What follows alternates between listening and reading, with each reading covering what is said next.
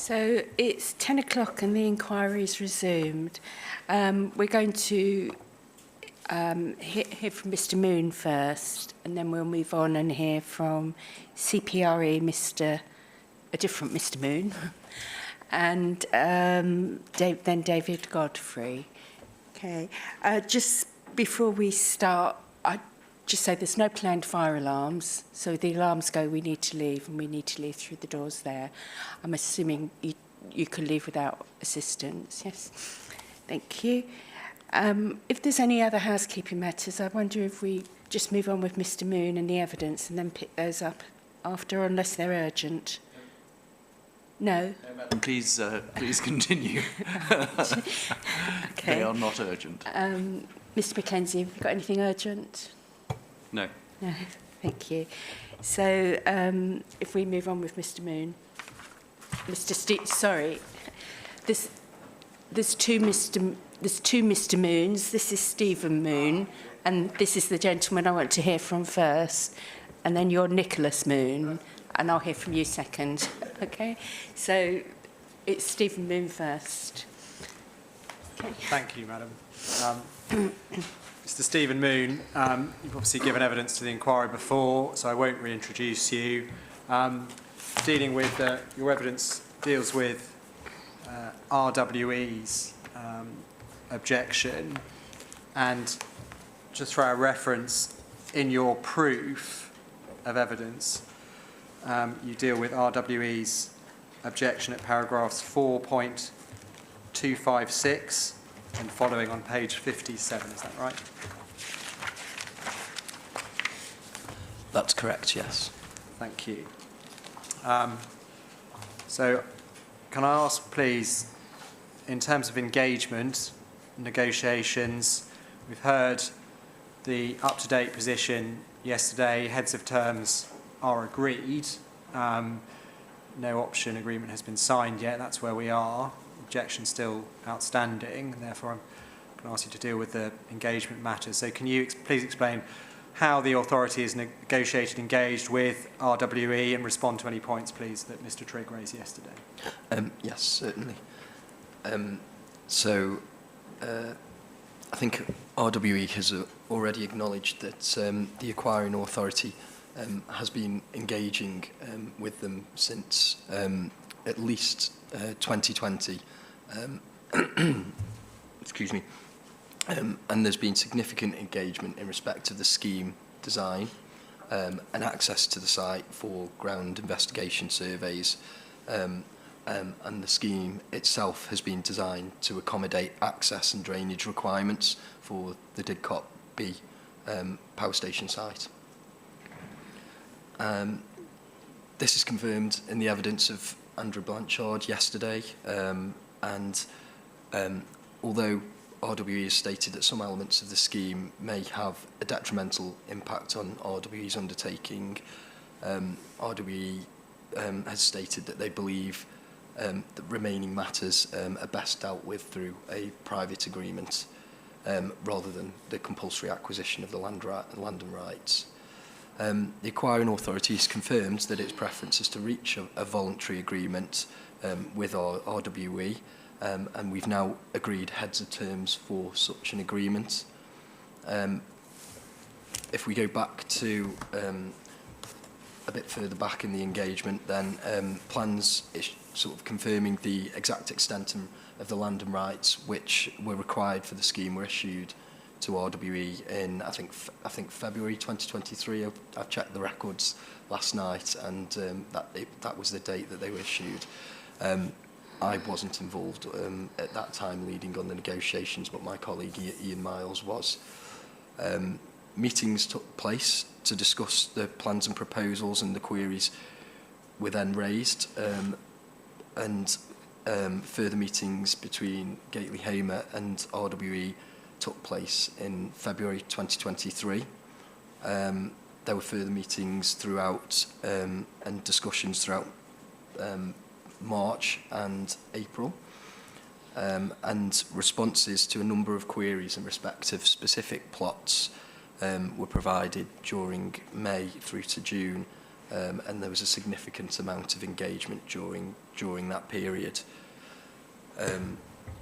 If we go through, if we look at the engagement schedule, which is appended to my proof of evidence, I'm sorry. It's Appendix 9, tab 9. Please.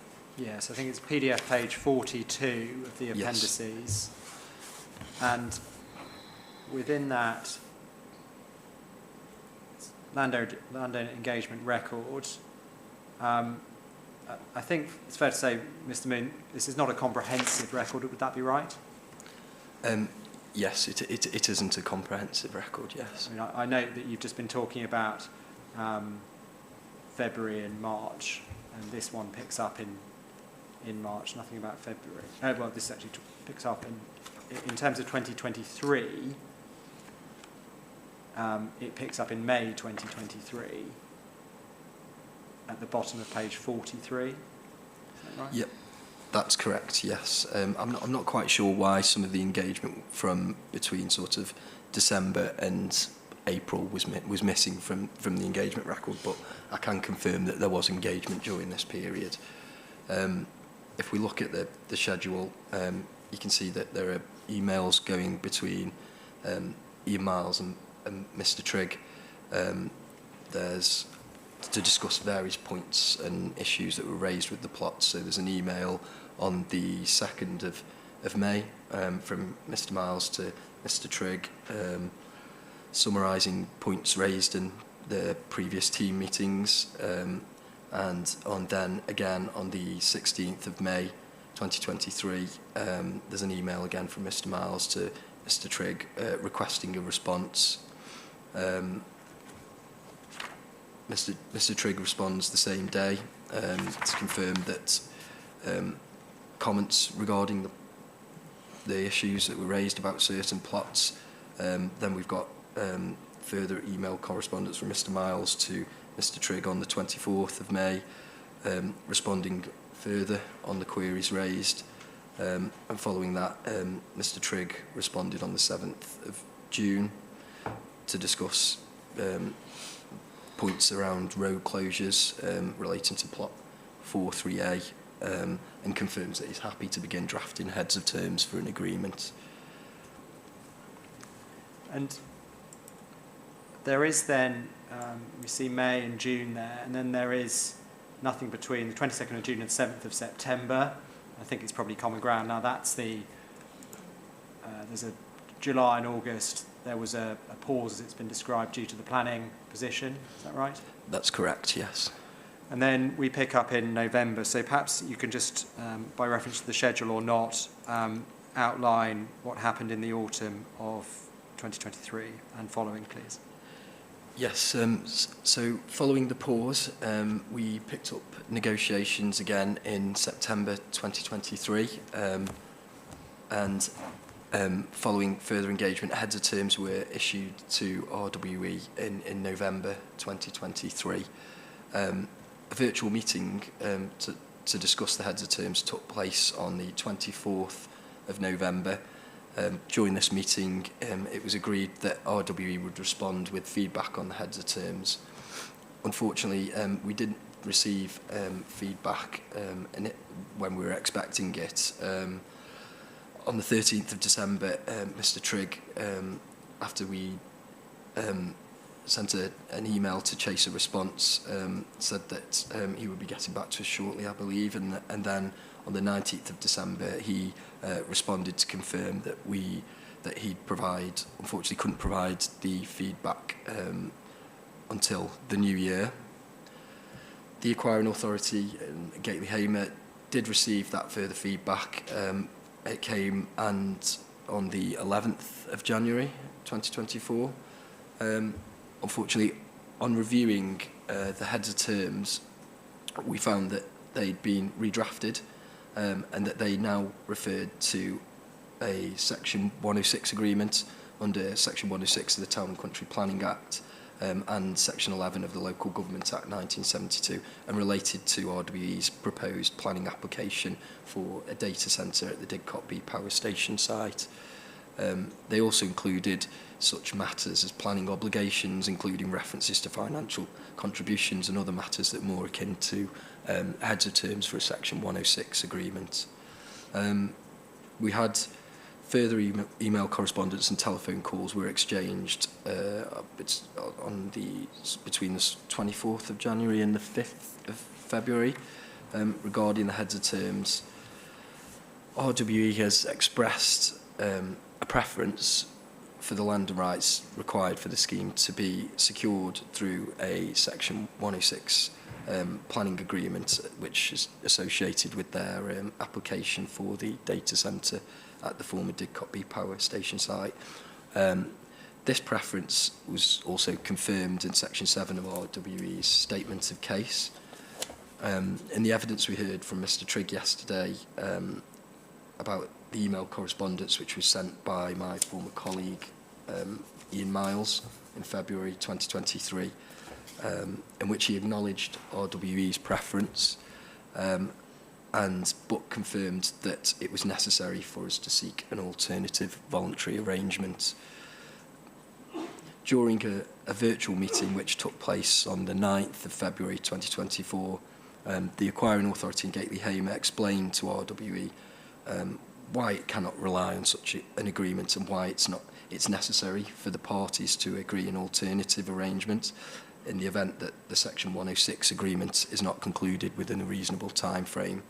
In my proof of evidence at paragraphs 4.278 to 4.280, I've explained how the acquiring authority had acknowledged the ongoing discussions taking place between officers of the LPA, the Vale of Whitehorse District Council and RWE, and had confirmed that should an appropriate Section 106 agreement be agreed prior to the implementation of compulsory purchase powers, under which the land and rights it requires to deliver the scheme could be secured within an appropriate time frame. Then if that was the case, then it would proceed with that arrangement and would not implement its compulsory purchase powers in such a circumstance if the orders had been authorised. However, it pointed out that this is a separate planning process over which it does not have control, and that neither the proposed Section 106 agreement has been agreed nor the planning permission determined at this point in time. The acquiring authority has explained that it is therefore unable to rely on such an arrangement until such time as planning consent for RWE's proposed development has been granted, and a legally binding Section 106 agreement which would secure all the land and rights it requires to deliver the scheme within an appropriate time frame has been completed. It confirmed, therefore, that it was necessary to agree an alternative private voluntary agreement with RWE. It was agreed at the meeting on the 9th of February that both the Section 106 planning agreement and the voluntary agreement would be progressed in parallel. The Section 106 agreement being progressed separately by the Council's planning team, and the heads of terms for the voluntary agreement would be progressed by Gately-Hamer. It was also agreed that RWE would amend the heads of terms for the voluntary agreement accordingly. Following further email correspondence, amended heads of terms were subsequently received on the 26th of February 2024. On reviewing the further revised heads of terms received from RWE, it was apparent that they still contained references to planning obligations such as financial contributions, which were not appropriate for the voluntary option agreement proposed. Further discussion subsequently took place via email correspondence and telephone calls, and it was agreed that Gately-Hamer would redraft the heads of terms and reissue them to RWE for review. It was at this point that I came up with the proposal for a proposed option agreement, which acknowledges RWE's preference for the land and rights to be secured through the Section 106 agreement, through the provision of a long stop date before which the option cannot be exercised. The redrafted heads of terms for a voluntary agreement was subsequently issued to RWE on the 28th of March 2024. Negotiations have continued since that time, and significant progress has been made. Further iterations of the heads of terms were being issued before we've now agreed final heads of terms on the 24th of April. I think we can confirm that we've now agreed those heads of terms. Thank you. So it's been necessary to go through that in some detail, but in light of all of that, please, your view on negotiation, and in particular, I mean, when I asked Mr. Trigg about it yesterday, his response to me was he wasn't suggesting that the acquiring authority had not complied with the CPO guidance on negotiation, but he did say that the acquiring authority had been slow, his words. Your response to that, please. Yes, I think my view on this is that actually the progress of those negotiations has been hampered by, I think, RWE's preference to secure the land and rights through a Section 106 agreement. I think there was a period of time during which they were reluctant to engage because of that preference, constructively, really, in the negotiation of a voluntary agreement. Good. Turning then to the gatehouse, a specific concern about reprovision of the gatehouse, and I think ensuring that the existing gatehouse is not removed until a new one is provided. Comments on that, please, from your point of view. I've addressed this matter in paragraphs 5.4 and 5.7 of my rebuttal proof of evidence, and Andrew Blanchard has explained in his proof of evidence that planning permission has been obtained to enable the construction of a new gatehouse in a new location. I think you can see plans of that gatehouse in figure 28 of Mr. Blanchard's proof.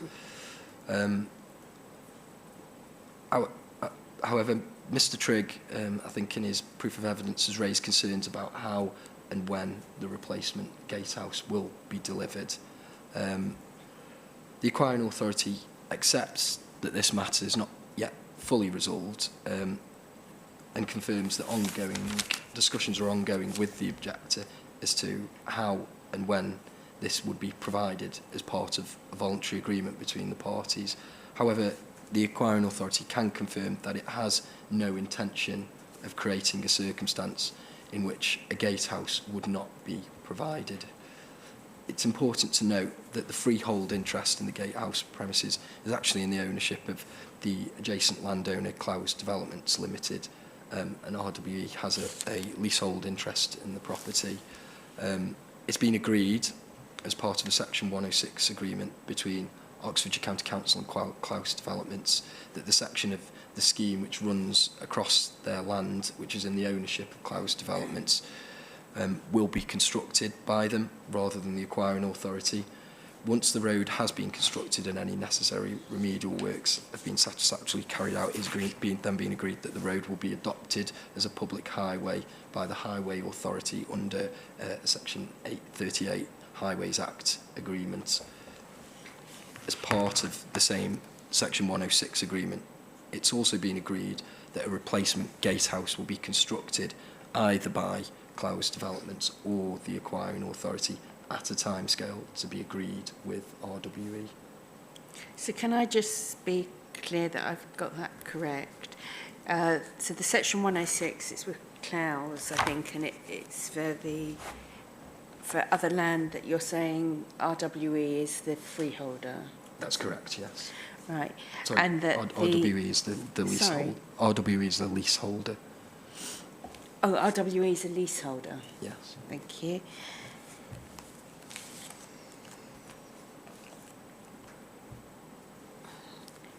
And that the agreement requires a stretch of road to be constructed and the gatehouse. Is that what you were saying? That's correct, yes. Thank you. And that's as shown in Mr Blanchard's proof. Is it? That's all shown in. It is, yes. And in terms of the construction of the gatehouse, is it determined who will construct it and when it needs to be constructed by in that section 106? So the section 106 agreement provides for either Clowes Developments to construct the gatehouse or the acquiring authority, and the costs will be recovered from Clowes Developments in that circumstance. And does it specify when it needs to be delivered by? It's the timescale, I believe, is to be agreed with RWE under that agreement. So it doesn't specify a specific timescale. However, I think the acquiring authority has confirmed that they would never want to create such a circumstance whereby RWE didn't have a gatehouse. Okay, thank you. Just so we, Mr Moon, know where we're talking about, the figure in Mr Blanchard's, it's figure 28 on page 27, which we've looked at a couple of times. It's that figure which shows the existing gatehouse and the replacement gatehouse. And on that figure, what you see is what's called the Science Bridge Link Road, which is broadly going in a southwest-northeast direction. That's correct, yes. And off that link road comes the RWE access road that's to be provided. Yes, that's correct, yeah. And in terms of the Clowes 106 and the stretch of road that's to be built by Clowes, that Science Bridge Link Road, and particularly going in that southwesterly direction, that's the road we're talking about, is it? It is, yes. So those gatehouse locations obviously have an obvious relationship with that road. That's why they're bound up with that link road construction, is that right?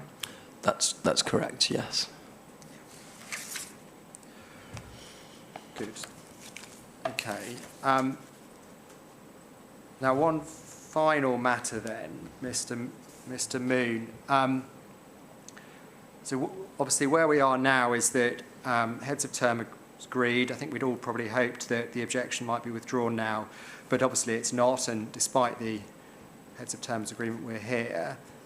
Yesterday, the inspector raised with Mr. Trigg the possibility to address his concerns in the absence of the agreement having been entered into the option agreement by condition. A planning condition, given we're in the situation where planning and CPO are progressing in parallel and conjoined inquiries, there is the opportunity to have planning conditions.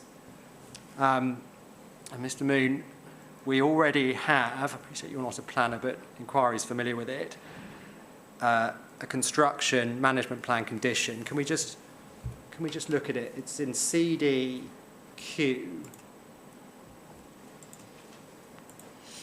CDQ1.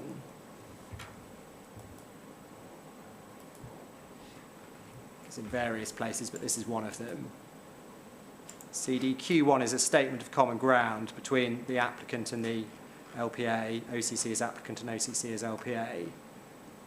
And at page 6 of that document, you'll find paragraph 22.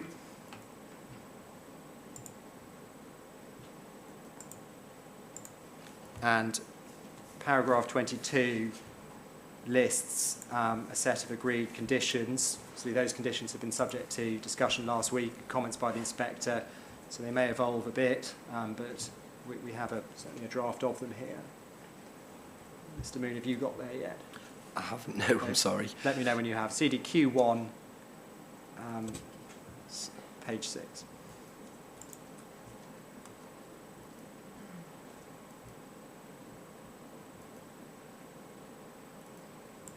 It's under core documents in the Gately Hamer inquiry website.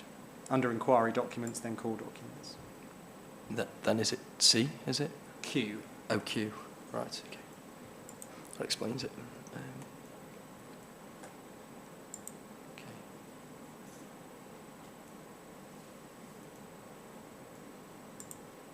And then Q1, Q.01.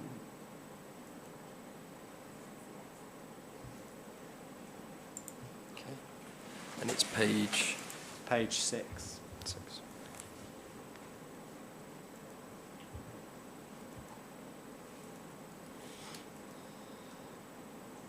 Okay, yes. Sorry. And so paragraph 22 explains that LP and applicant are agreed that should planning permission be granted, it's subject to the following conditions. And then number 3 on that list, which starts at the bottom of page 6, states that prior to the commencement of each part of the development, a construction environmental management plan shall be submitted to and approved in writing by the County Planning Authority.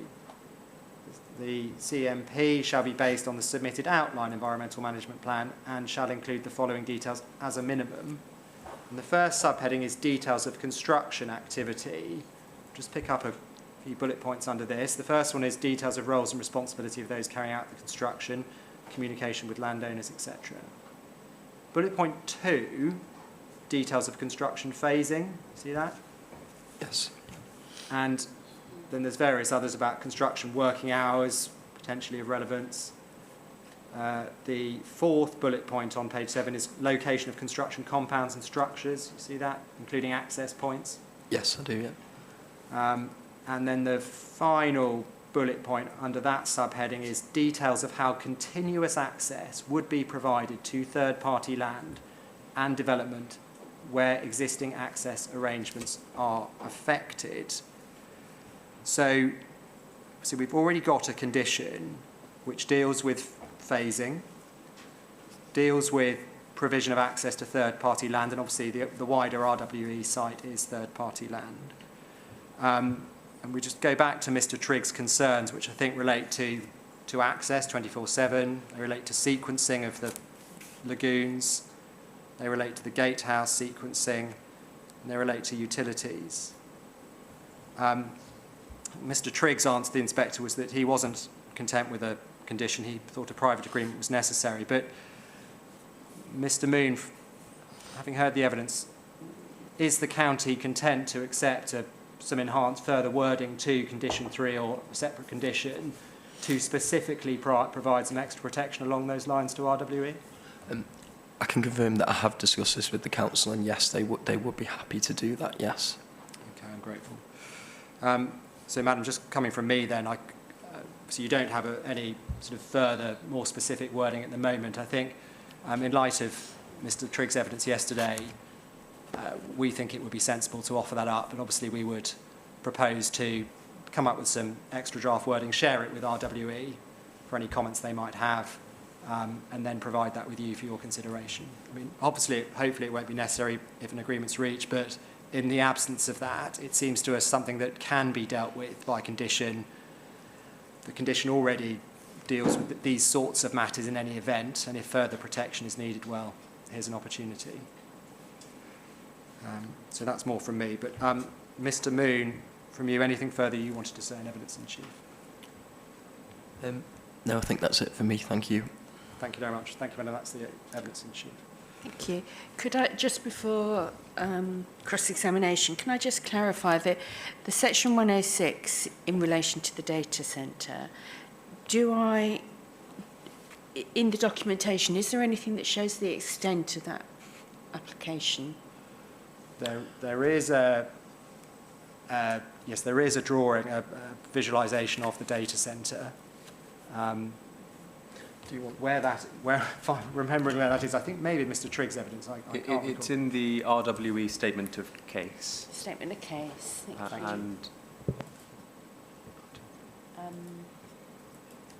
And the visualisation is at the top of page 5, and an extract from the design and access statement showing the extent of the proposed data campuses at the bottom of page 4. If you could just give me a moment while I have a quick look at that.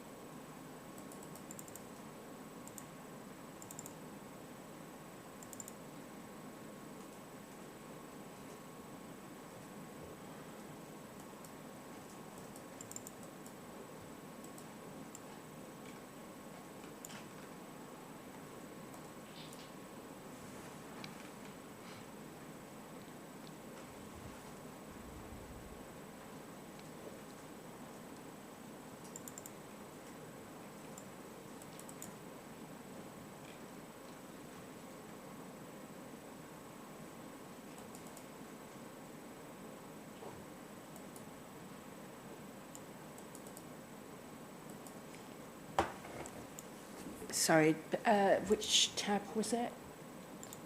It's, Or it's actually in the main body It's in the of main the body. statement of case as opposed to Page in 10. one of the tabs. Thank you.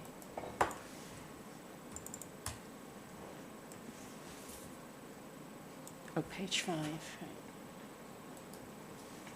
Page 5 is the visualization, and page 4 has 2 extracts from the design and access statement. One shows Okay. the existing. So, yes, I've seen that before, and we've got the line on the, this is the figure above, I don't think it's got a number, but like an image. So with the Section 106 agreement, has there been any indication from the council that they would be happy, so some of the provisions you seek would fall outside of the red line boundary of the site, and any indication that they might not be minded to accept the measures in the Section 106? Madam, no, we haven't had any indication to that effect. And if you look at paragraph 2.8 of the statement of case, it says this: RWE has worked closely with the LPA on the planning application for the data centre campus. The LPA is supportive of the proposals, and as such, RWE sees no reason why the application will not be approved subject to the completion of a Section 106 agreement. I appreciate that that's a headline way of addressing your question. That's the position. Thank you. Thank you. So, Mr. Mackenzie, do you want to cross-examine Mr. Moon? Yes, I do, please. I'm just checking.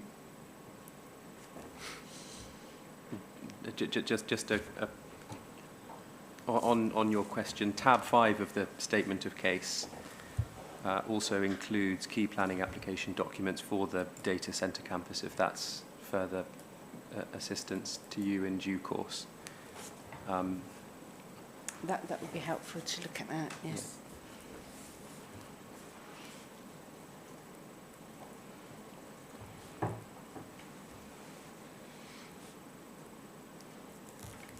Thank you. Thank you. Good morning, Mr. Moon. Good morning.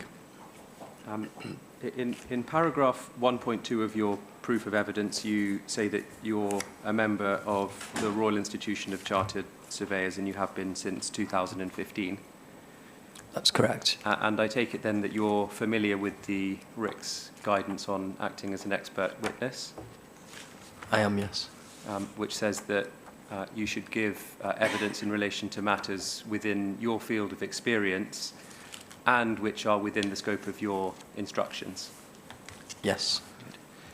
And at paragraph 1.6, you tell us what the scope of your instructions are. You say that Gately Hamer was instructed by OCC in its capacity as acquiring authority to act for it in providing services to assist with land assembly for the proposed scheme.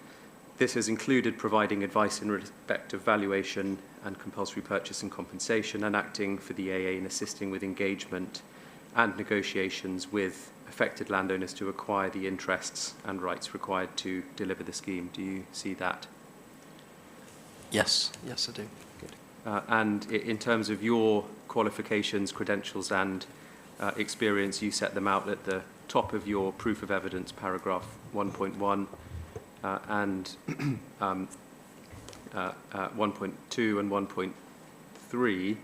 And essentially your field of expertise, so far as relevant to this inquiry, is in land acquisition and valuation negotiations. That's correct, yes. Good. Can you turn up, please, paragraph 4.282 of your proof of evidence?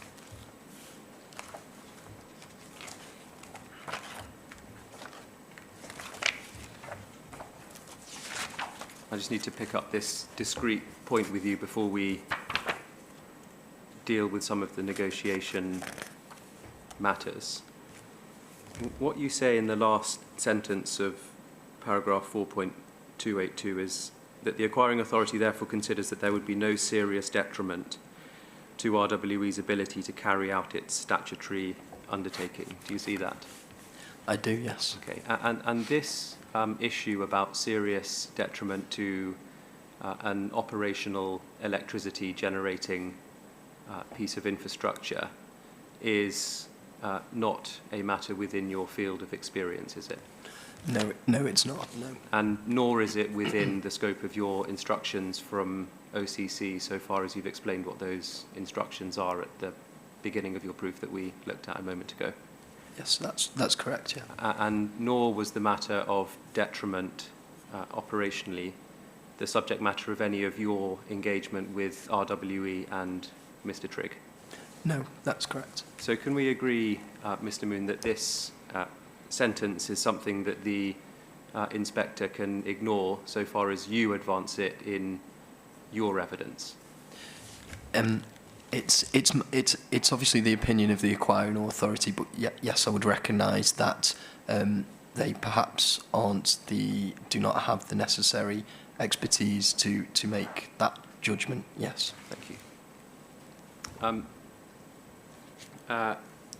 In terms of the time at which you personally became involved with the RWE negotiations and engagement, what we understand, and correct me if I'm wrong about this, is that your predecessor at Gately Hamer was Ian Miles. That's correct, yes. And he was the project lead at Gately Hamer, at least for RWE. I don't know about other entities. And Mr. Miles left in September 2023, and it was at that point that you and some of your colleagues, Rena Shah in particular, became involved as the kind of lead points of contact at Gately Hamer with RWE. Is that correct? That's correct, yes. Can you turn your appendices up, please?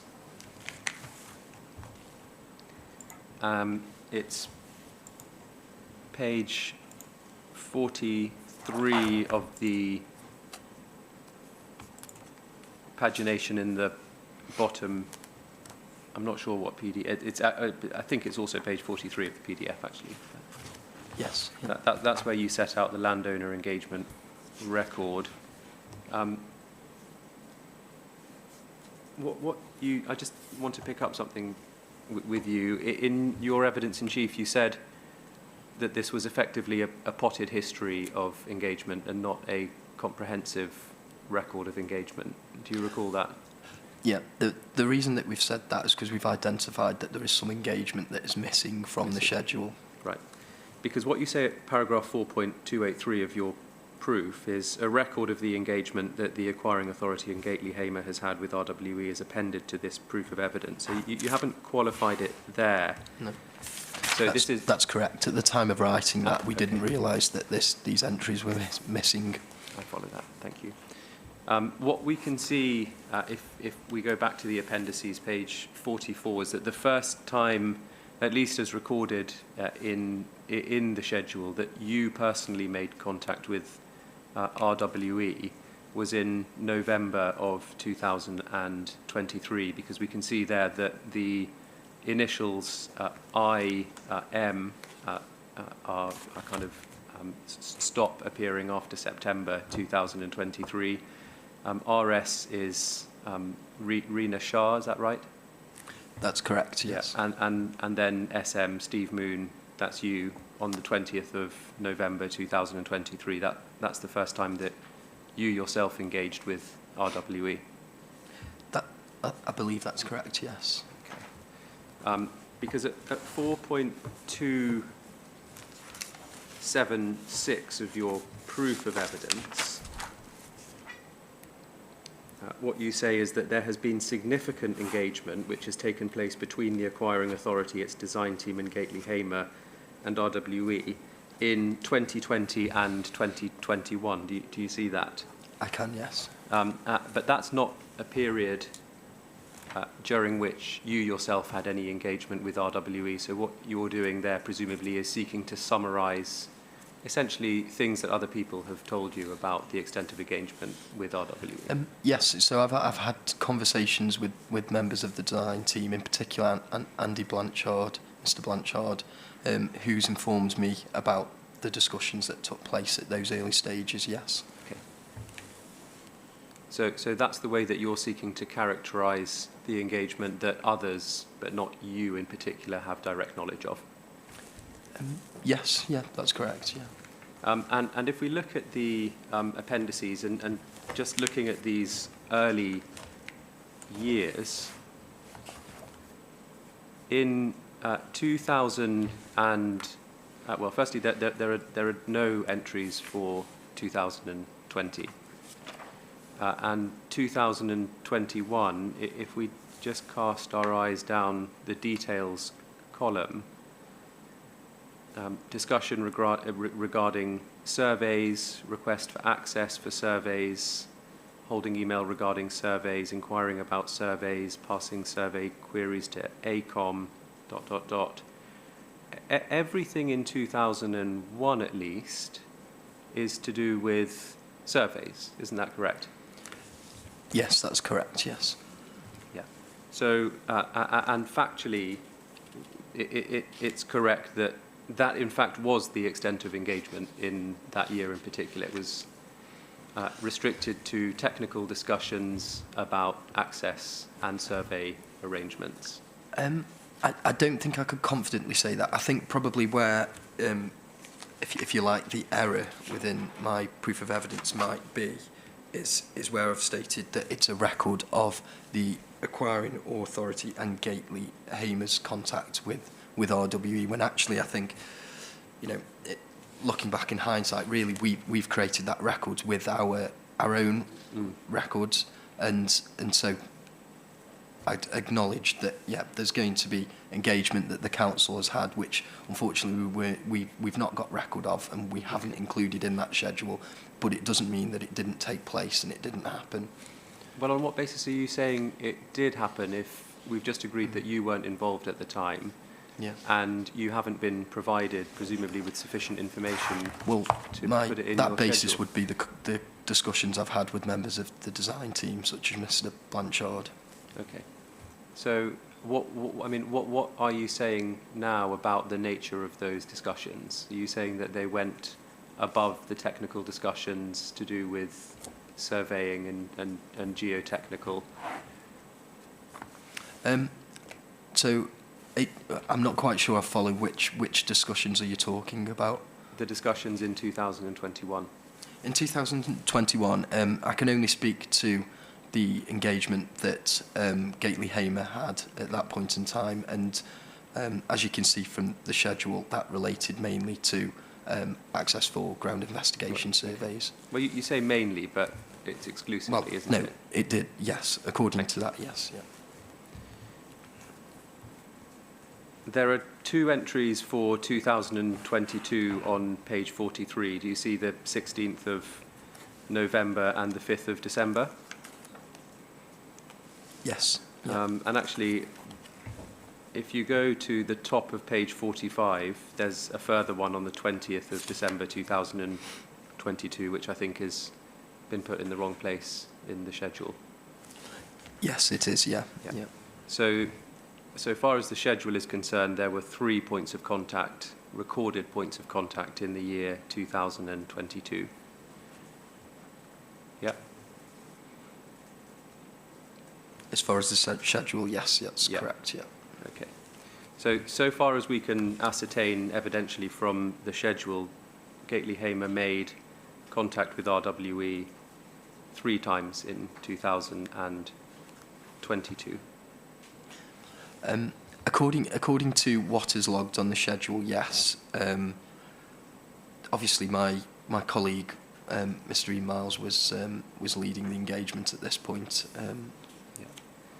Can we agree this, Mr. Moon, that by the end of 2022, it's the case that although OCC had signalled that it may seek to obtain CPO powers, it hadn't made contact with RWE with a view to initiating any land acquisition negotiations? I think we've covered similar points with Thames Water in that ultimately the acquiring authority wasn't able to issue plans confirming the exact extent of land and rights it required for the scheme prior to this point. So we would acknowledge that we couldn't necessarily progress negotiations around the acquisition of those rights until then. But I would add it's been 13 months, I think, since the point where we issued plans to RWE, and we have had significant engagement with them since that time, and we have agreed heads of terms now. So, you know, engagement is about looking at the engagement that's occurred over the entirety of the project, I would suggest. But I would accept maybe that from the evidence there, you perhaps there wasn't as much engagement during the period before that. We'll come to the later engagement. I'm just asking you questions at the moment, as I hope you understand, about the position as at the end of 2022. The reason why that's an important date, Mr. Moon, is that the CPO and the SRO were made on the 21st of December 2022, weren't they? They were, yes. And they were submitted to the Secretary of State for Transport on the 26th of January 2023. They were, yes. And the CPO guidance indicates that negotiations should be carried out in parallel with preparing and making a compulsory purchase order, doesn't it? In an ideal world, yes, that is the guidance, yes, best practice. Thank you. And in parallel means at the same time? Yes, that is the meaning of parallel, yes. Okay. But the position is that by the time the CPO and SRO were in fact made and submitted, no land acquisition negotiations had been initiated at all, let alone initiated and progressed to the point of failure. So, as I understand it, my former colleague Ian Miles I did discuss this with him before. There was a handover period before taking over from him, and I wouldn't say that there was no engagement. Perhaps we hadn't issued heads of terms and land plans at that point, but we had certainly engaged with RWE, and discussions had been had with Mr. Trigg around agreements. Well, you say that. I note that you, both today and in your evidence yesterday in respect of Thames Water, are using the word engagement. The CPO guidance says acquiring authorities are expected to provide evidence that meaningful attempts at negotiation had been pursued, or at least genuinely attempted. So it uses the word negotiation, not engagement. A negotiation can only exist, can't it, Mr. Moon, if you've made endeavours to understand on some level what the other party needs or wants, and have reflected on the extent to which you're prepared to provide those things in order to get in return what you want. Yes, I think though that there had been engagement, hadn't there, about understanding what RWE's requirements were. Certainly the design team had that engagement prior to that, and the scheme was actually designed to accommodate them. Yeah, so by the end, by the time the CPO was made and subsequently submitted, engagement had taken place in relation to RWE's design requirements, and had also taken place in respect of access for the purposes of carrying out geotechnical surveys. But no land acquisition negotiations had taken place before the submission and making of the CPO. That's correct, isn't it? I think that perhaps we're confusing two different points of the guidance here. So the earlier part of the guidance is relating to before compulsory purchase powers are implemented. So we haven't got compulsory purchase powers yet. Should the Secretary of State see fit to confirm the orders, then we would obviously look to implement them in the future. But there's been significant engagement, and there has been meaningful negotiations, and you've acknowledged that we have agreed heads of terms. So I think that to suggest that we haven't had meaningful engagement is not a true representation of the facts. Well, can you take up paragraph 4.277 of your proof, please? So what was the reference again? It's 4.277. 4.277. 4.277, thank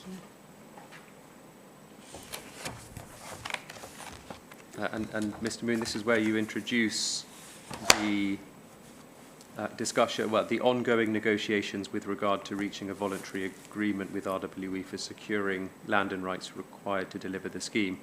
And what you say in the second sentence is plans outlining the acquiring authority's proposals for a voluntary agreement were issued to RWE in January 2023. Do you see that? I do, yes. And the date that you give there, January 2023, is not reflected in any entry in your appendices, is it? No, it's not. I think I confirmed earlier in my evidence that actually we have now cross-checked that date, and actually the plans, the records that we can find, were actually sent in February 2023. Right, exactly. That's the point I was going to put to you, and that's significant, isn't it? Because that's after the CPO had been made and submitted. So what your own evidence is, Mr. Moon, is that the first time that land acquisition plans were shared and engagement with RWE was initiated specifically in relation to land acquisition negotiations was after the CPO had been made and submitted. I think you'd be right, similar to perhaps Thames Water, you'd be right, that exact plans confirming the land and rights that were required for the scheme were issued then. But I would be very surprised. Unfortunately, I wasn't part of some of this early engagement, so it's difficult for me to sit here now and confirm that. But I would be extremely surprised if RWE were not already aware of what was required for the scheme and hadn't already seen some plans at this stage. Well, Mr. Moon, with respect, I'm not asking you questions about whether you were surprised or not in relation to something that RWE knew. I'm actually asking you questions about whether OCC and Gately Hamer on their behalf had initiated land acquisition negotiations, which is it's slightly different from just providing plans and a general awareness that land would be required to build a road through RWE's land. Do you follow? I do follow, yes. The RWE objection to the CPO was made, and the SRO actually, was made on the 22nd of March 2023, wasn't it? Yes, that's correct, yeah. And in terms of your appendices, we can see, can't we, that from March 2023, after March 23, we start seeing a lot more engagement with RWE in relation to land acquisition. That's correct. I mean, we've seen the email from, or we've heard about the email from my former colleague Ian Miles, which was sent in February 2023, in which he acknowledged RWE's preference was for a Section 106 agreement. Unfortunately, I can't speak to the discussions exactly which had taken place at that time, but that email did acknowledge that RWE's preference was for the Section 106, but that we needed to seek an alternative voluntary arrangement because we couldn't rely on that. So that may have hampered the discussions up to that point. Unfortunately, Mr. Miles isn't in the room at the moment. I understand that. And sorry, forgive me, Mr. Moon, what was the date of the email that you referred to? Well, sorry, I did find this information out yesterday. I think it was the 20th of February.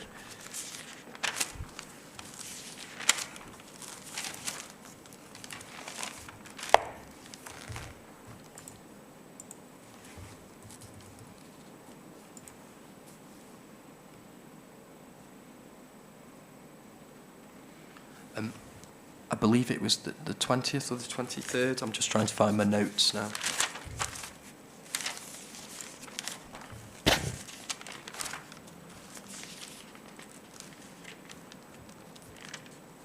We can provide a copy of that email if necessary. Yeah, I mean, perhaps we can take that up offline. So just so that I understand, you accept, but let's say that by the end of February 2023, you were aware that RWE's preference was for the land acquisition strategy to be contained in a Section 106 mechanism. Is that right? Sorry, could you repeat that question? Sure. I'm just, I mean, the kind of broad point that I want to establish with you is when you accept Gately-Hamer became aware that RWE's preferred land acquisition mechanism was a Section 106 agreement. Well, clearly we were aware on the 20th of February 2023. Before that, I'm unable to confirm. Mm. And as far as you're aware, I appreciate that it was Mr. Miles who was the project lead at this point, but as far as you're aware, was that strategy ever accepted by Mr. Miles?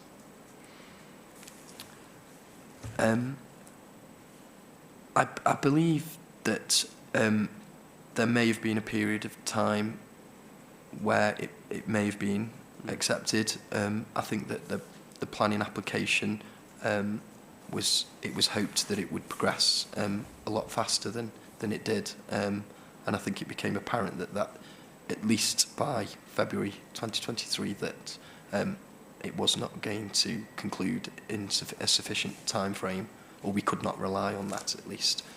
But I couldn't confirm that with absolute certainty. No. Okay. Well, let me put this point to you, and if you're not aware because you're not Mr. Miles, that's fine, but at least the point will be put, and if necessary we can take it up offline and provide the relevant email. The 7th of June 2023, there's an email from Mr. Trigg to Mr. Miles recorded in your schedule. It's the 4th row on page 44 of your appendices, and that is an email in which your summary of that email is that there was a discussion regarding road closures, plot 4/3A, and happy to begin drafting heads of terms. That was also an email in which Mr. Trigg confirmed that his understanding, as far as Mr. Miles was concerned, that we agreed that the Section 106 for the data campus would be the delivery mechanism for land required for the road. Is that something that you're aware of? I'm not aware of that, no. Okay. Fine. July 2023 was the call-in event, if I can put it that way, and you acknowledge in your proof of evidence is that contact, such as it was at this point in time, kind of was put on ice, if I can put it in that way, because Gately-Hamer was stood down by OCC, presumably so that they could see where the die would land in relation to the call-in event. Is that right? Yes, we were instructed to pause for a short period, yes. Yeah, and negotiations were then restarted in September 2023, and by that time Mr. Miles had left and you were the new project contact lead. I'm not sure what the kind of technical title was, but yeah, that's correct. Lead surveyor, I think. Lead surveyor, yeah. Thank you. And what you say then is essentially at that point, Gately-Hamer prepared heads of terms, and they were sent to RWE in November 2023, and you can see that at the bottom of your page 2. Sorry, the bottom of your, well, it is also numbered 2 for some reason, but page 44 in your appendices. 22nd of November 2023. Issue of heads of terms ahead of meeting. Do you see that? I can, yes. Yeah. And if you see the entry the next day, the 23rd of November 2023, there's an email from Mr. Trigg to you stating that RWE's preference is to agree a Section 106 agreement. Do you see that? Yes. Yeah. And in that context, I just want to kind of check something with you.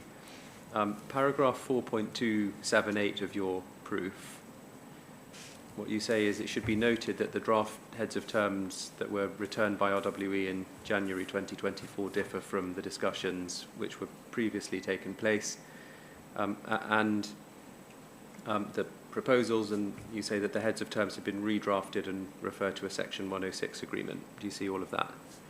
Yes, I do, yeah. Thank you. The point I just want to check with you is to confirm that you're not making any criticism of RWE, A, for referring to a Section 106, and B, for getting back to you on the 11th of January in relation to the heads of terms. Can I finish my question? Can I finish my question? Oh, sorry, yes, of course. And that you're not criticising them for getting back to you in January 2024 in circumstances where you provided for the first time heads of terms in late November and were told the next day that you forgot to add a reference to Section 106. I think we've kind of covered the point already in my evidence, and that we'd explained to Mr. Trigg at this point, we recognised that his preference was for the land to be secured, land and rights to be secured through the Section 106 agreement. But we were clear that an alternative voluntary arrangement was required because we could not rely on that 106 agreement concluding within a reasonable time frame. That is true. So I was not expecting, and which is why it is in my proof of evidence, to receive heads of terms which had been redrafted with obligations for a Section 106 agreement to be included within them. No, I wasn't on the 11th of January. You can, I guess, if you want to call that a criticism, you could do, but to me, it's a fact. Right. I mean, just to unpack that a little bit, it can't have taken you by surprise that RWE came back to you in January in January 24 with some drafting that reflected the preference that they had indicated to you on a long-standing basis. In a sense, it wasn't a surprise, but it wasn't what I understood we had discussed. Well, just so that I'm clear, I appreciate that you had discussed that there needed to be a fallback mechanism for OCC acquiring the rights and interests in the relevant land. Appreciate that. And you were saying that we can't have a Section 106 only approach. A twin-tracked approach would be needed. If that was the case, why didn't you provide that approach in the heads of terms that you provided in November of 2023? So initially, I came up with the idea for the long stop date, if you like, before which we could exercise the option as an additional measure to provide comfort to RWE. But we didn't have to necessarily have that provision because we'd already confirmed that if the Section 106 agreement was concluded within a reasonable time frame, that we were happy to rely on that approach. But clearly, on receipt of the heads of terms in January, it was obvious that perhaps RWE we needed to rethink how to provide RWE with some more comfort in order to accommodate what their preferences were. Okay, so I mean, correct me if I'm wrong about this, but what I'm hearing is that essentially there was a process of negotiation where RWE's preference for a 106 was eventually folded into heads of terms on a basis which was satisfactory to both parties. Yes, I think we had to change our approach because of that. Yes, yeah. Yes, but I don't think it didn't have to be that way. But it was obviously. What I'm trying to get to the bottom of, Mr. Moon, is why you criticise RWE for inserting drafting, seeking some form of agreement, or the possibility of an agreement being crystallised in the form of a Section 106 agreement, when that was their long-standing preference, and B, that's what you ended up agreeing. I mean, The word criticising is a word that you've really used, isn't it, to describe my comments. But what I'm trying to explain really is that actually it was the preference of RWE for an agreement which gave them the comfort that they desired, that would be the primary approach, that led to the, perhaps, if you like, protracted negotiations. I think that's the point really I'm making. Okay. I don't think I've stated that it's a criticism in my proof of evidence. Okay, well, that's actually what this line of questioning is seeking to bottom out, actually. So what I sought to check with you at the outset of this topic was that you didn't criticise RWE for proposing some drafting reflecting their long-standing preference for a 106. And in reply to my questions, you said, well, actually thinking about it on reflection, maybe I do imply some criticism. But if that's not the case, then we can move on. I don't think I did say that. I think I said Okay. you could describe it like that. Right, but you could, but you don't. Is that? I think you probably I feels like think, Mr Mackenzie, I Okay, follow the point. thank you. Thank you. In terms of the 106 agreement, then, just to understand, or just to check with you that you understand that the rationale for that was to allow the land to be transferred to OCC in lieu of having to pay contributions towards the Hif scheme in the context of the data centre planning application. I understand that was RWE's desire. Yeah. And there's no suggestion in that context that the SIL Regulation 122 tests wouldn't be met in relation to a arrangement of that nature? I think you're talking about planning matters now, Okay. which I don't think I'm Okay, well, suitably I won't take qualified those. to Right, discuss. Are you aware of the agreement, again, in the form of a Section 106 agreement in relation to the Clowes land? I am aware of that agreement, yes. Were you, and did you or your firm have any part in taking that forward? We did not. Okay. No. But are you aware that it's exactly the same approach that RWE are suggesting ought to be taken here was adopted on that land? I can't speak to the Okay. detail of those matters. Again, they're planning matters. Okay.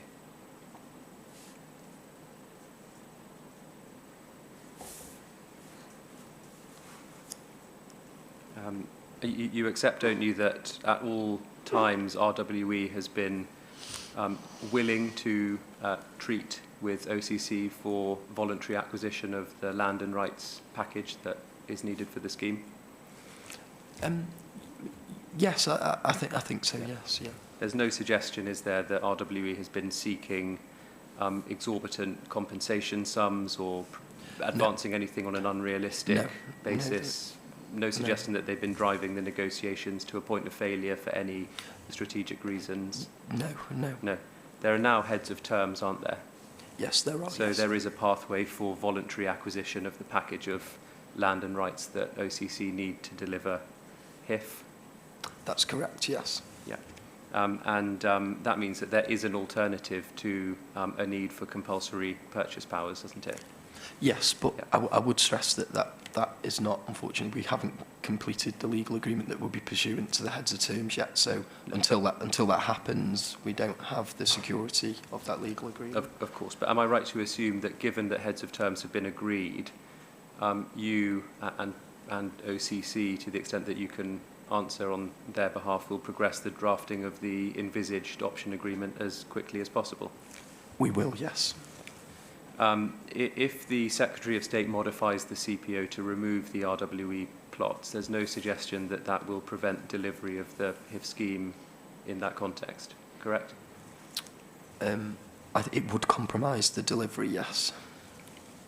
Even though Gately Hamer and OCC, you've just agreed, will progress the drafting of the option agreement as quickly as possible, and there's no suggestion on your part that RWE are taking anything other than a wholly reasonable approach to land acquisition negotiations? I think that RWE are taking a reasonable approach, and I think that we will conclude that legal agreement, but the fact remains that we don't have that legal certainty at this point in time. So it's still necessary for the compulsory purchase powers to be sought until such time. Well, we'll make submissions about that matter. Thank you, Mr. Moon. In relation to the gatehouse then, final topic, you acknowledge in your rebuttal, I don't think we need to take it up, but it's paragraph 5.5 and 5.7, that the matter's not yet fully resolved because the detail hasn't been agreed. So I'm just pausing because I can see that you wanted to take it up, and that's fine. Yeah. And you say that there's a legally binding agreement in place requiring it to be delivered, right? That's correct, yes. But you haven't provided that agreement to us, so we haven't had a look at it. Well, it is a private agreement, isn't it, between the parties? Right. The final layout and operational details of the gatehouse haven't been finalised, have they? No, that's correct. And there's no certainty that those details and RWE's operational requirements will be commercially acceptable to Clowes? Well, there is a planning consent in place, and we have confirmed that we will consult with RWE over the timing and the layout of the gatehouse, yes. But consultation doesn't mean that RWE's requirements will necessarily definitely be met. That's right, isn't it? There isn't, if you like, that RWE doesn't have a direct agreement which would confirm that, no, at this point in time, but we have confirmed that a suitable gatehouse will be delivered at a time frame to be agreed with RWE. But so far as that private and kind of at this stage confidential agreement is concerned, it's not enforceable by RWE, and there's no certainty that our operational requirements and timing will be delivered. That's right, isn't it? Yes, but I think that the planning conditions that we are tabling would address RWE's concerns in that regard. I think ultimately they will make the council responsible, and RWE will have be able to hold the council to account through those conditions.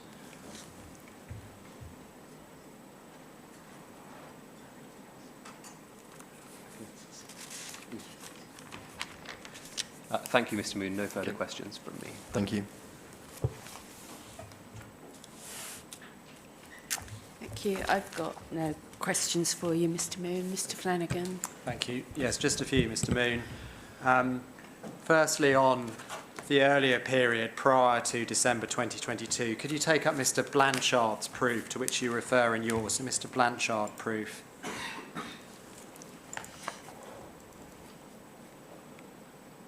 And within Mr. Blanchard, go to page 26, paragraph 3.46.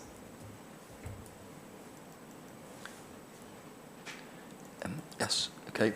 And first 4 lines, RWE has objected to the orders on a number of grounds.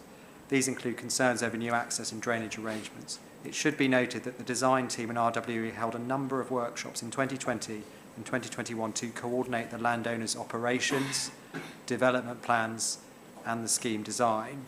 And there's further discussion of that. So dealing with that earlier period, is it your understanding or not that the applicant was designing their scheme around RWE? It is, yes. Okay.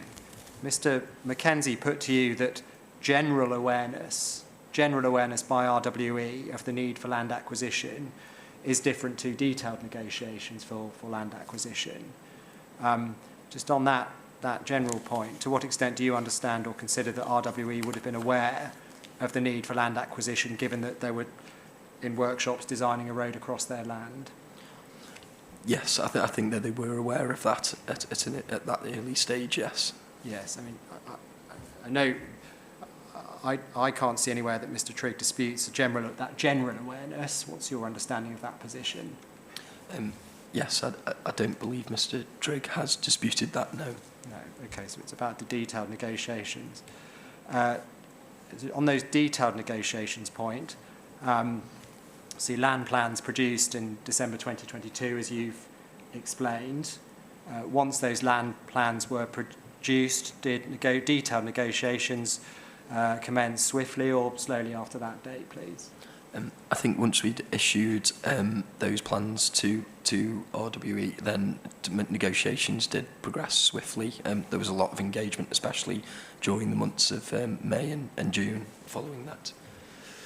Thank you.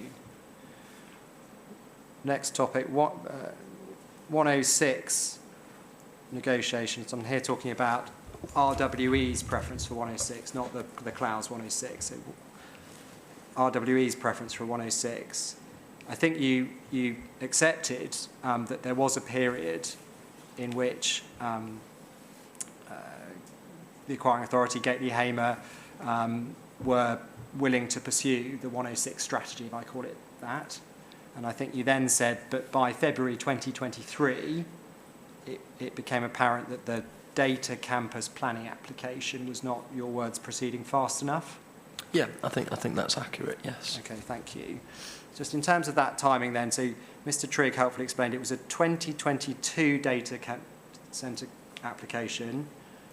You've just talked about February 2023, not progressing fast enough, and we're now April 2024. I don't understand us to have anything definite regarding that application, no resolution or anything like that. In light of that chronology, do you consider Gately Hamer's approach to have been appropriate or not?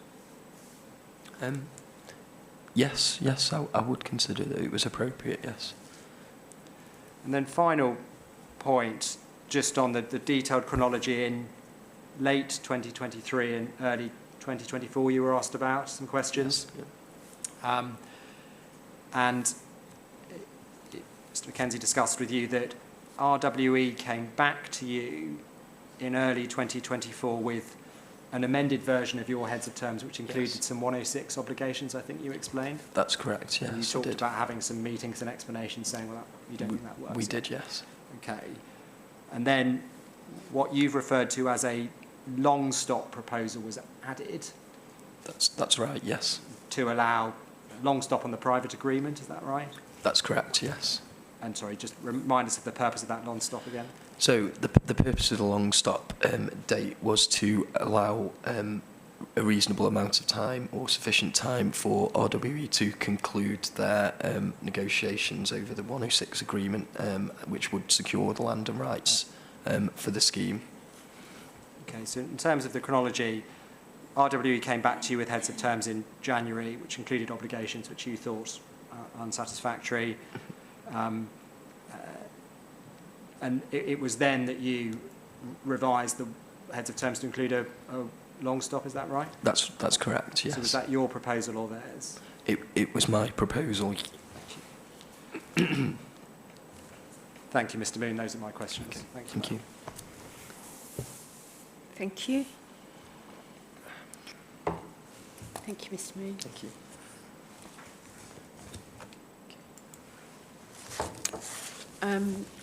It's 11:15. I'm going to adjourn in a minute for a short break. Mr. Mackenzie, in terms of closing submissions, are you intending to appear? Do you have them now? I would have thought not, but... Thank you, Madam. I don't have them now. If it's acceptable to you, I'd propose to adopt the same approach as Ms. Thames Noble. Water. Yes. That's acceptable to me. Is that acceptable to the council? I can't remember Again, the can there be date. some sort of date? Because we'll That's have to what I respond to just things. said. Yeah, thank you. Sorry. I think Ms. Noble suggested Friday...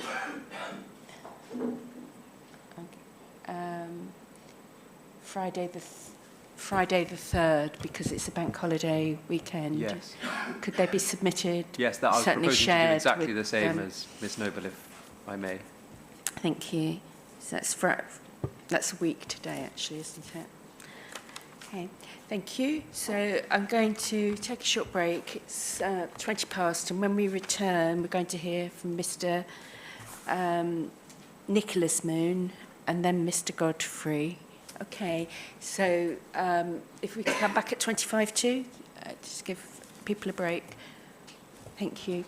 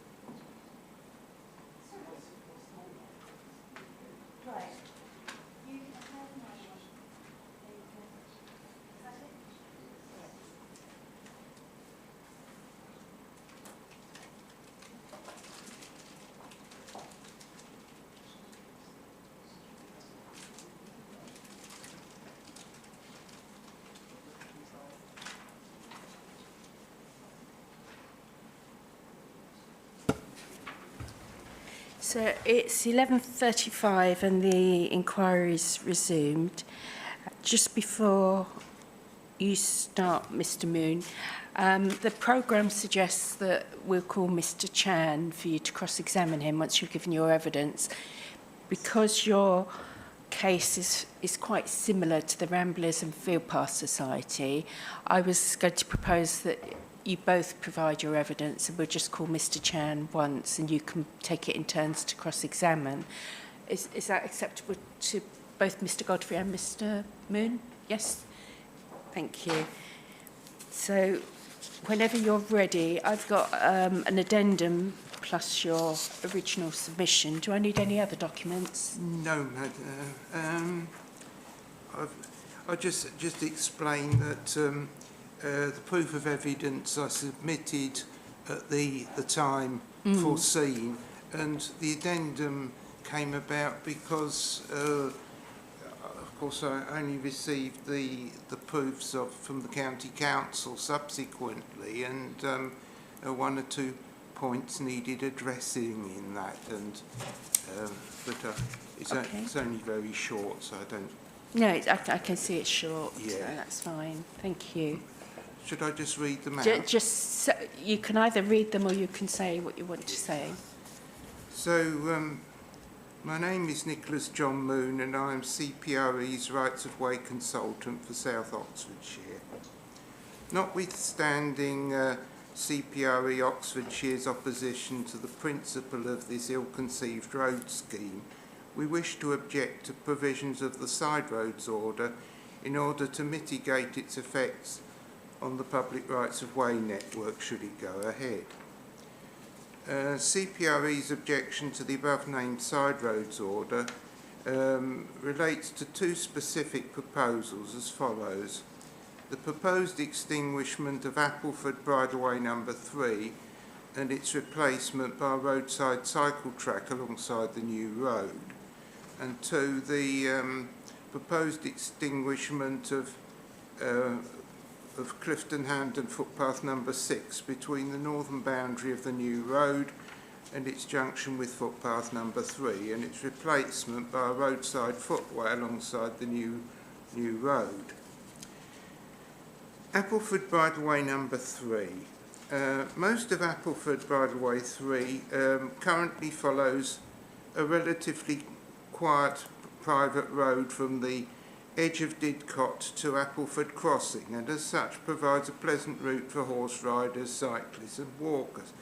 Unfortunately, however, the line of the proposed new road would largely obliterate this route, and so the scheme proposes to replace it with a roadside cycle track and footway. As the new road would be likely to carry a significant number of HGVs, this cycle track would be likely to be noisy, and so using it would no longer be a pleasant experience, and there is the risk that a nervous horse might be startled and react badly. I think recent events in London have emphasised the fact that this can happen to any horse, and including cavalry horses which are trained to be used to noise and not just shall we say recreational horses, so that this is a genuine problem. We therefore submit that an alternative route is needed for the bridleway, which is both convenient and relatively pleasant to use and provides a greater degree of safety for horse riders. We believe this could be done by diverting the bridleway alongside the Didcot to Oxford railway line. This would have the advantages of being relatively direct and having an open view on the east side. However, the land to the west is used. Of being relatively quiet, except when there's a passing train, and of having a minimal effect on the land between the new road and the railway, however it is used, as it would simply require a 5 metre strip of land alongside the railway fence. Clifton Hamden footpath number 6. Clifton Hamden footpath 6 is a well-used footpath forming part of a footpath route from Abingdon to Clifton Hamden, as well as various circular walks from Clifton Hamden in the surrounding countryside. The affected section currently follows the south side of a hedge along the edge of an arable field and is left uncultivated. Its line is intersected at an angle by the line of the new road, and the scheme proposes its extinguishment from the point it crosses the new road eastwards to the point where it meets footpath 3 at right angles. Walkers would be expected to use the roadside footway alongside the new road to the point where footpath 3 crosses the road. CPRE wishes to object to this proposal, as it would detract from the enjoyment of walking footpath 6 by replacing a field edge path with a roadside footway, and thus unnecessarily urbanising this section of whatever route walkers are taking. It would particularly affect families with children, who would have to ensure that their children walked in a disciplined fashion rather than allowing them to run free. While we had initially suggested that footpath 6 be left on its current line so that walkers crossed the road and continued on the south side, we now understand that associated earthworks would prevent this, and so we suggest that the path be diverted to run outside the road's northern fence until it meets footpath 3. This would be more pleasant, as it would be quieter and further away from the road. It would have a more rural character and would allow children to run free, except if they have to cross the new road on footpath 3. Such a diversion would also mean that walkers linking with the northern section of footpath 3 need not join the road at all. Those linking with the southern section of footpath 3 or footpath 5 to the east would merely have to cross the new road and not walk along its footway. Now, I've now written an addendum taking into account the rebuttal evidence of the County Council as follows. The essential point about the side roads order is that it has clearly been drafted by highways engineers who may have taken on board the concept of active travel but not realised that this is an essentially urban concept designed to get people out of their cars when making relatively short journeys from A to B with urban footwear, for whom the route needs to be direct and surfaced. This does not address the needs of recreational users seeking a pleasant walk or ride in quiet countryside, who may sometimes have to use short sections of road to link off-road routes, but prefer off-road routes. For riders, indeed, this is a question of safety, as horses are nervous animals which can easily be spooked by fast-moving traffic or loud noises such as braking, acceleration, horns and sirens, and this also applies when riding alongside the road rather than on it. Even families with children can allow their children some freedom to run about on a rural footpath, but have to keep them under close control on a roadside footway. Diverting off-road footpaths, and particularly bridleways, onto roadside footways or shared-use paths therefore seriously detracts from both the enjoyment and safety of users. Appleford Bridleway number 3. In answer to the rebuttal evidence, we should point out that while we accept that short sections of it at either end are concurrent with the Hall Road and subject to HGV traffic. The substantial middle section is segregated from it, as the Hall Road follows a parallel route to the east, and this section of the bridleway matches our description. In any event, as vehicles encountered are travelling much more slowly than on an A road, they normally slow down and pass bridleway users considerately, which does not happen when they are on a roadside verge and are generally ignored. As our proposed alternative route for the bridleway follows the boundary of the site with the Didcot to Oxford railway line and could be fenced in, it would have a minimal effect on the possible future uses of the land between the proposed A4197 and the railway. Clifton Hampden footpath number 6. In answer to the rebuttal evidence, we dispute that our proposed alternative route would seriously detract from the use of the land, as currently the path follows an arable headland, and the alternative route could pass through the proposed vegetation screen and then follow the new field headland to footpath number 3.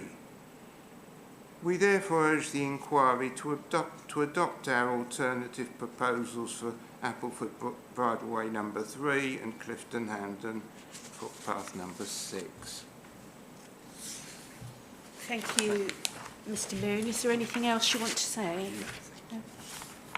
No? So, Mr. Flanagan is going to ask you some questions. Yes. Thank you. Good morning, Mr. Moon. Mr. Flanagan. So, I think that we provided a laptop, and there's a documents I'm going to ask you to look at. Mr. Townsend helpfully is going to assist. I've also got some paper copies, I think. Well, okay, the first one is Mr. Chan's proof of evidence, whether you've got that paper or... Yeah, right. I've got it here. Excellent. And in Mr. Chan's proof, could you go first to page 12? Yes.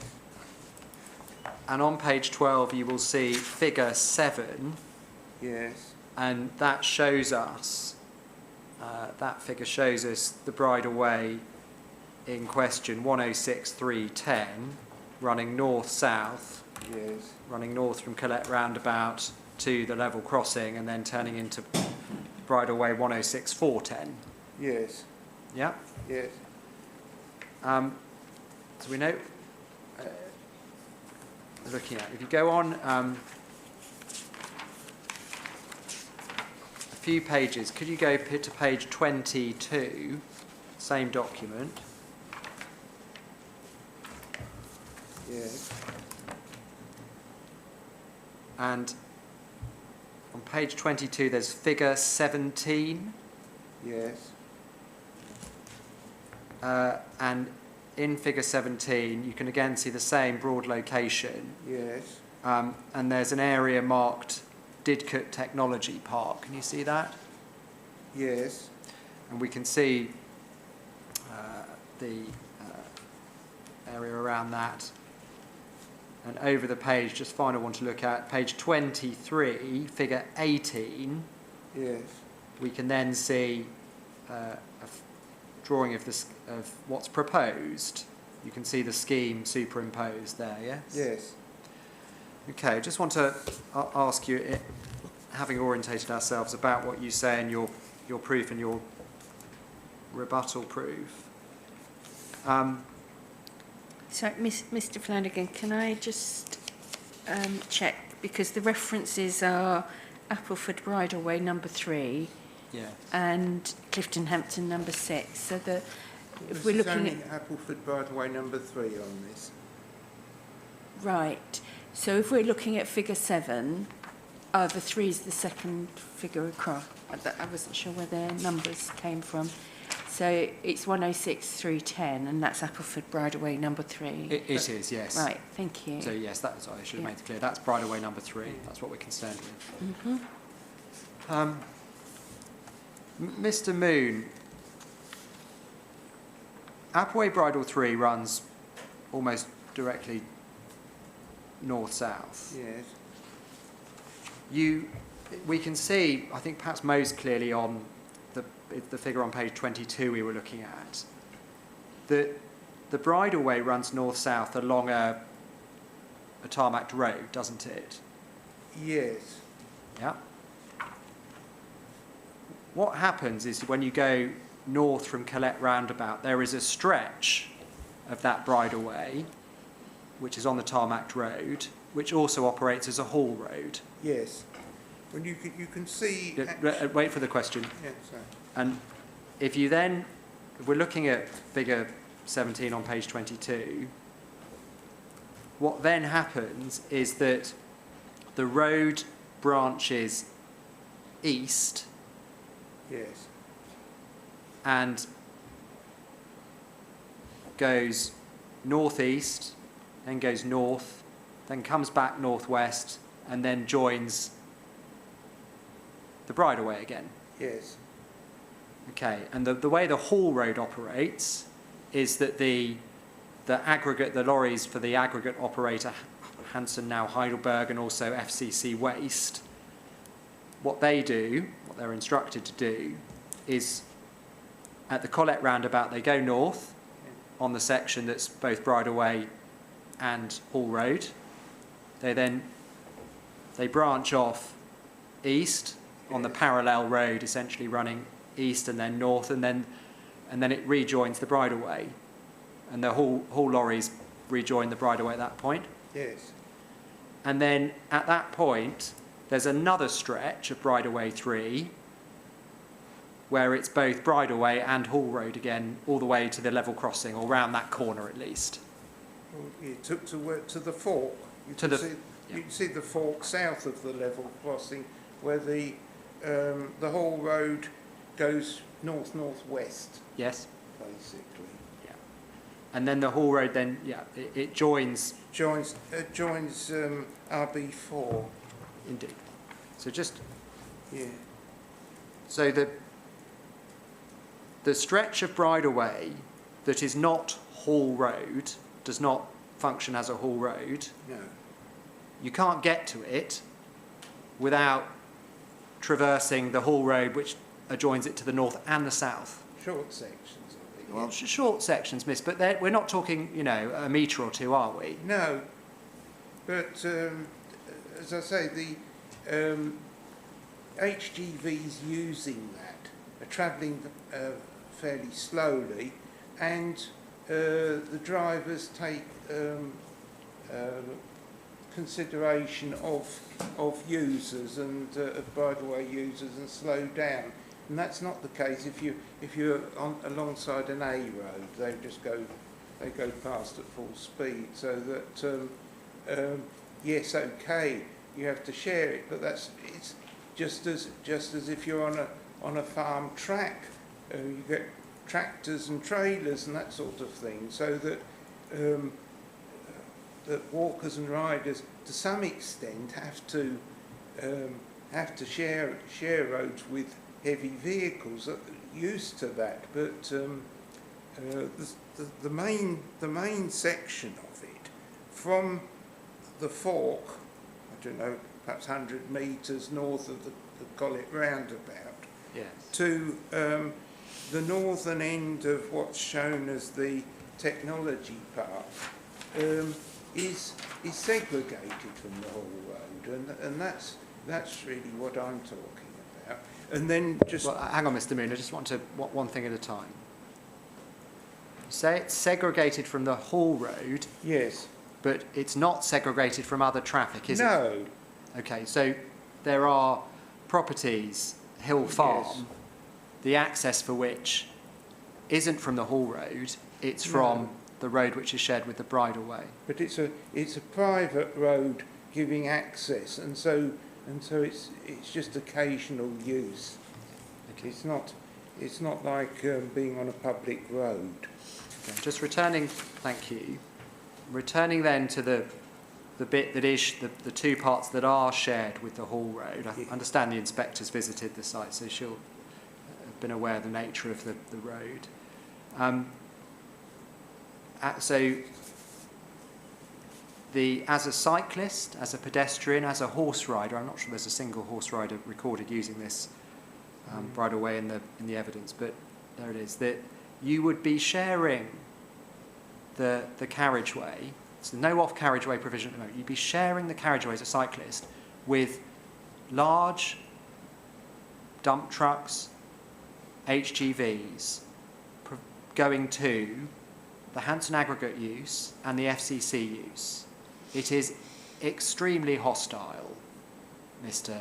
Moon, to a cyclist, to a pedestrian, and frankly, there's no horse riders, and I think it'd be highly unlikely to see any horse riders using that stretch of road, isn't it? Not about highly unlikely, but perhaps not particularly large number. No. But the point is that at the moment you have a substantial section which is relatively lightly used, and basically users of that are being forced to walk alongside an A road, and diverting it alongside the railway would make it much pleasanter, and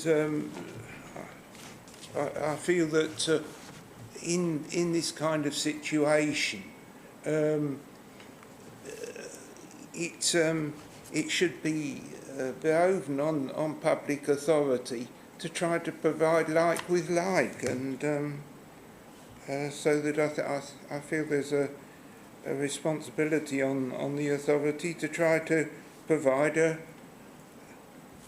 bridleway for a bridleway, and not just take the opportunity to get rid of it.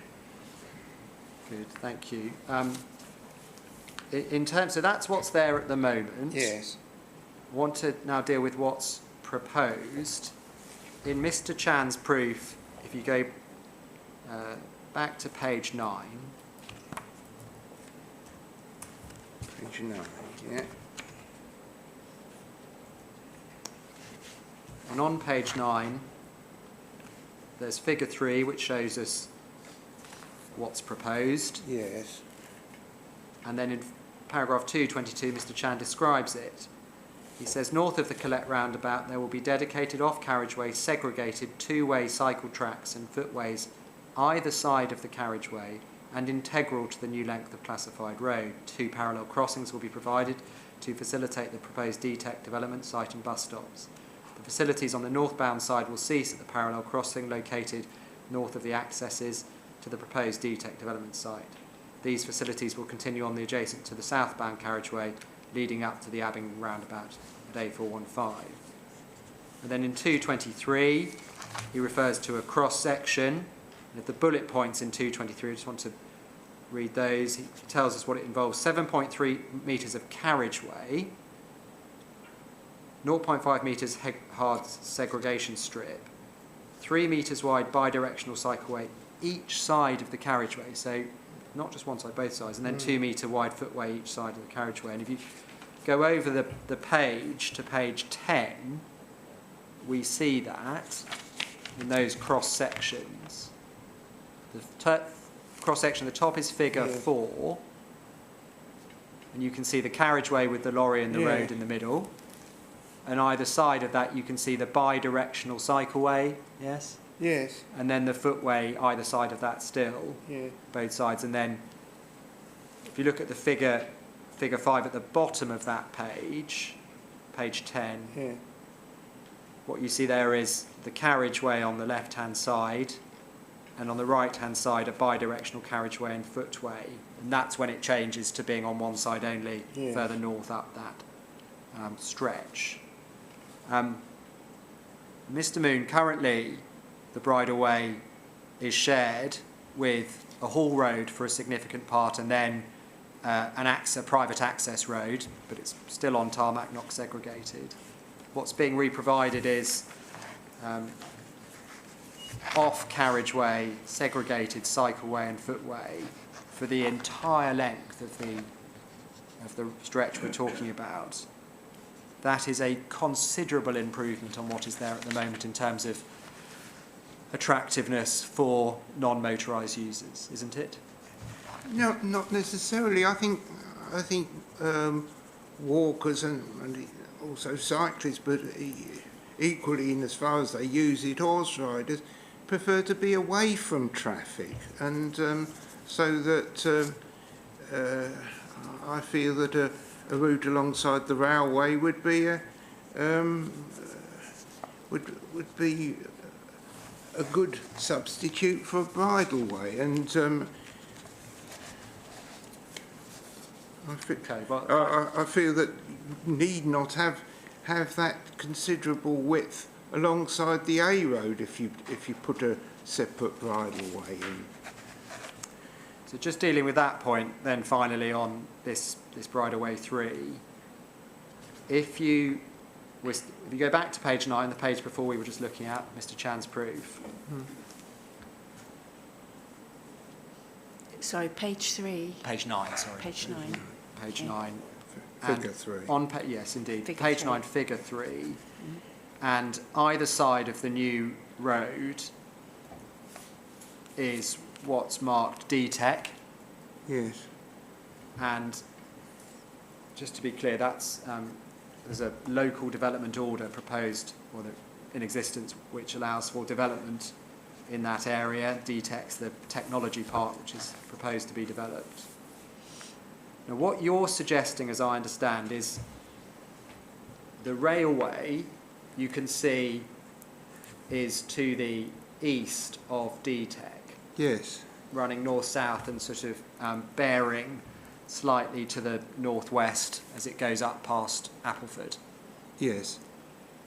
And as I understand, you're suggesting that rather than have provision, or perhaps an addition, I don't know, alongside the new road, you would create a new bridleway which would presumably go from the roundabout, would go due east, and then would go almost due north, hard against that railway line. Yes. Now that would go through the D-Tech Technology Park proposed development. Well, it would only go on the perimeter of it. It would hardly affect it. It would take a 5-metre strip off it. Okay. Well, it would involve land take from that technology proposed development for the entire length of the route you're concerned with, obviously. Well, I consider that the strip that's taken on the west side by the current proposal, that could be reduced, and you could take that off the eastern boundary. The amount of land loss would be negligible. Sorry, you say negligible. You certainly haven't produced any designs to show it would be negligible, have you? Well, what I mean, at the moment you've got, I think it was 3 metres and 2 metres. So you've got 5 metres alongside the road. I'm suggesting you put 5 metres alongside the railway and then perhaps reduce that to a footway alongside the road, because you've got you want to put a cycle track on the other side of the road too. Don't really need both of them, and so that a bridleway could be provided alongside the railway in a relatively quiet setting without taking any land from or as I say, a very negligible amount of land from that D-Tech site. So it would be, Mr. Moon, it would be clearly unsatisfactory to have the principal road running through the technology park with no pedestrian or cycleway provision. I'm not saying no. Sorry, hang on, Mr. Moon. Yeah. With no pedestrian cycleway provision, because you've just told me you could take it away from the road we're proposing and put it on the extreme east of the technology park, leaving the principal road with no pedestrian or cycle provision through the middle of the technology. I'm not saying no pedestrian. I'm saying that you don't need. You could either have a dual use, but you don't need them alongside each other. and you've also got another cycle track on the other side of the road. Do you really need two cycle tracks there? I think it's a little over provision to have two cycle tracks, and certainly you could have perhaps a footway alongside the road and cycle track on the other side of the road. Could you take up, it's a separate document, it's Mr. Wisdom's proof of evidence now. Yes. If that's maybe one of the ones you have in hard copy. If it's not, hopefully someone can help you with Yes, it is there. Thank you. And within Mr. Wisdom's proof of evidence, could you go to page 113?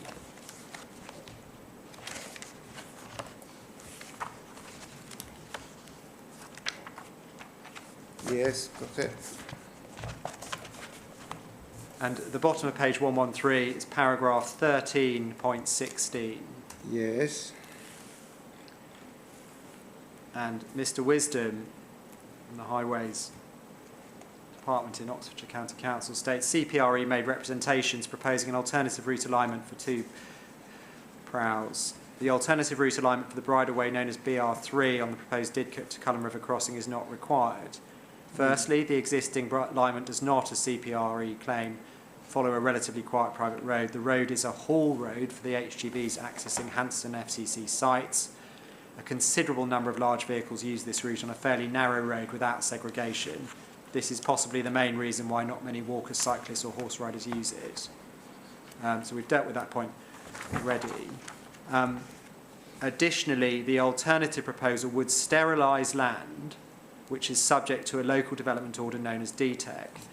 This site has a well-developed master plan that is currently under consideration with the local planning authority.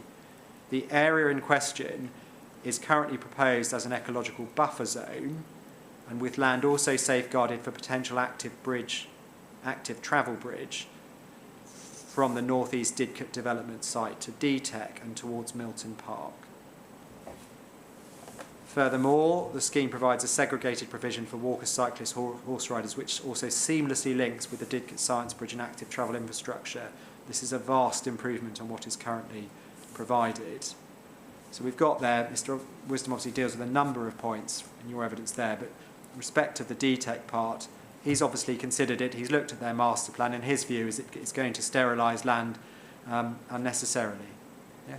Well, I wouldn't agree with that, because it's on the perimeter of the land, so I can't see that a narrow strip on the perimeter sterilises the land, and as I've previously pointed out, people don't like walking alongside roads. They prefer to be away from roads, and as for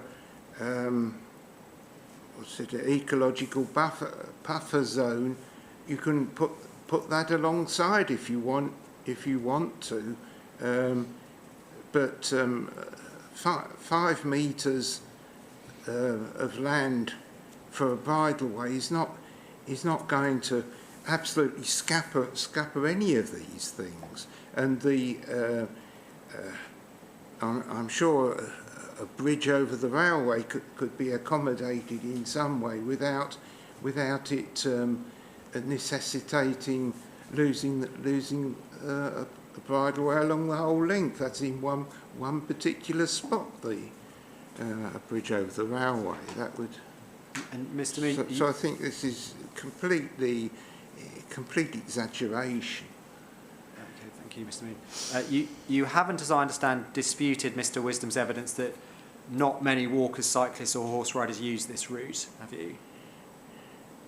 Well, it's not particularly accessible at the moment, but No. with proposed with the increased housing being built on the other side of the railway, you've got a large estate to the north of the current Lady Grove being built.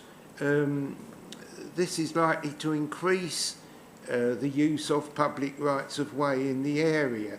At the moment, people are likely to access this area from Appleford, and but from Appleford they probably go elsewhere rather than south towards Didcot. But from the new development to the east of the railway, they're more likely to use rights of way within their immediate vicinity, which would include this area. Is that a no? You haven't disputed his evidence that currently not many walkers, cyclists or horse roads. Currently, yes. Okay, in the state that it currently is. But what I mean, we're looking to the future. You're not. Good. Clifton Hampton by footpath 6 then. Yes. If you go back to Mr. Chan's proof Yes. and go to page 33,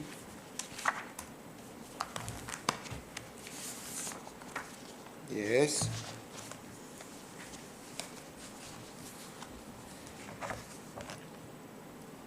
and you'll see figure 28 at the top of page 33. Yes. And just to again orientate ourselves, so what figure 28 has? It has the red line boundary of the application. Obviously, we'd have to look at the general Yes. arrangement plans to see precisely what's going on with the road there, but that's the red line. And it has a label stop up this section of FP6, footpath 6. Yes. And the formal numbering of that, just for clarity, is we see it there 1716. Is that Yes. right? Yes, that's That's your right. understanding? Okay, so that bit is being stopped up, footpath 6. Yeah. Footpath 3 goes north-south, and there's a label stop up this section of footpath 3. Do you Well, that's see that? where it crosses, where it would cross the new road. Absolutely. And the formal labelling of that, full numbering of that is 171/3. Yes. And then the other relevant footpath is footpath 5, and you see a label minor amendment to footpath 5 to follow proposed footpath alignment. Yes? Yes. Okay. Then we do need to look at the general arrangement plans, and it's sheet 19, and Page 19 or figure 19? Oh, on there, yes, okay.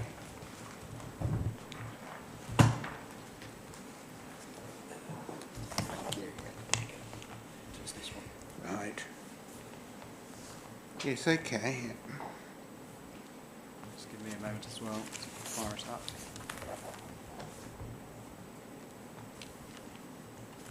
Can I ask Mr. Townsend, is that the landscape master plan that you've just provided? Yeah. So it's this one. That one. This one. That one, yes. Madam, I said general arrangement. If you have the landscape master plans, that might be more helpful than... Yep. I'm grateful. So we can see what's proposed. This is where the new road links in to the existing road north of Clifton Hampton, and there's a link created. And footpath 6, looking at this sheet 19, comes in from the top left-hand corner of the figure. Yes, the Yes, drawing. on the southwest side of the hedge line, there's a blue line, which is there's a ditch there as well. That's what that is. Yes. And you can see that this is showing the landscaping, and you can see where that links in to the non-motorised provision, the footway to the north of the carriageway of the new road. Yes. You see? Yes. And then we can, if we still have Mr. Chan's proof open, we can see obviously the bit that's being stopped up is the bit that goes across the carriageway. Yes. And a bit further.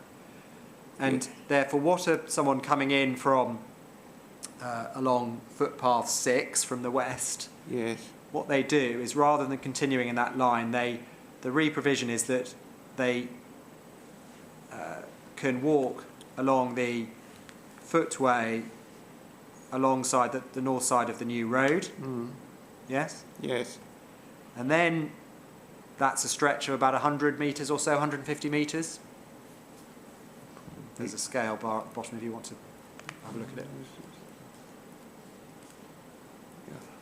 I would say it's 150 more metres? like yes, 150, 200 metres, yeah. Okay, happy with that.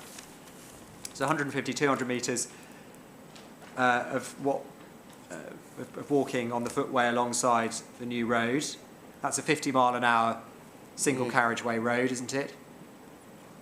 Presumably, yes. Well, you say presumably. Well, I mean, yeah, because I don't know the standard of the new road, but it's to be the new route of the A415 is my understanding. And but Mr. Moon, you make quite a lot of points about the undesirability of walking along roads, but it's obviously relevant what the nature of the road that you're walking alongside. yes, We're not here walking alongside national speed limit dual carriageway. We're walking alongside a single carriageway, 50-mile-an-hour road for 200 metres.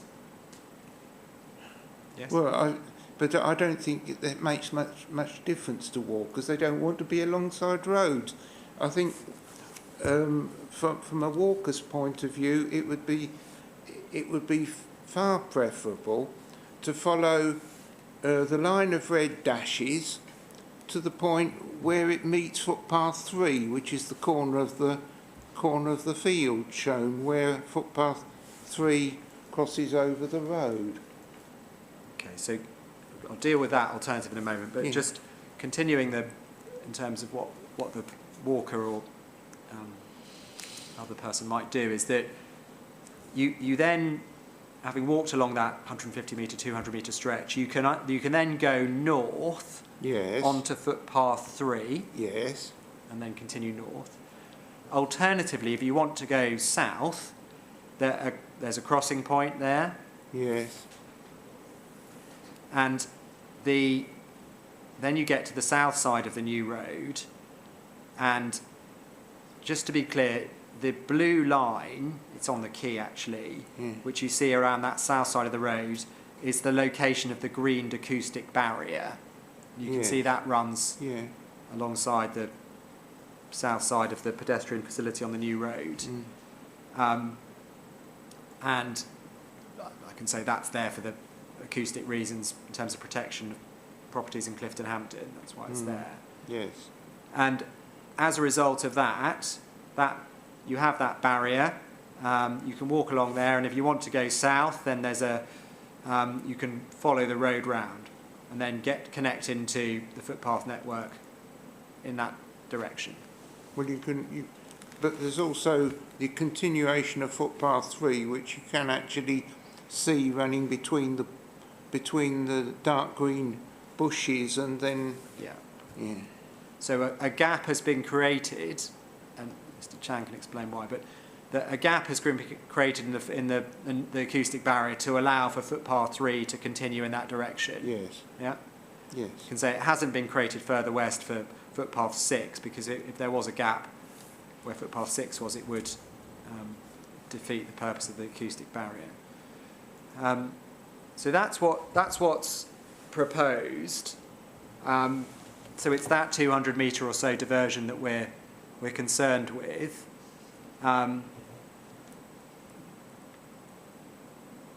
And obviously re-provision of footpath facilities, footway facilities alongside the new road. Your suggestion is that that's unacceptable. Well, my position is that at the present moment it's a field headland path.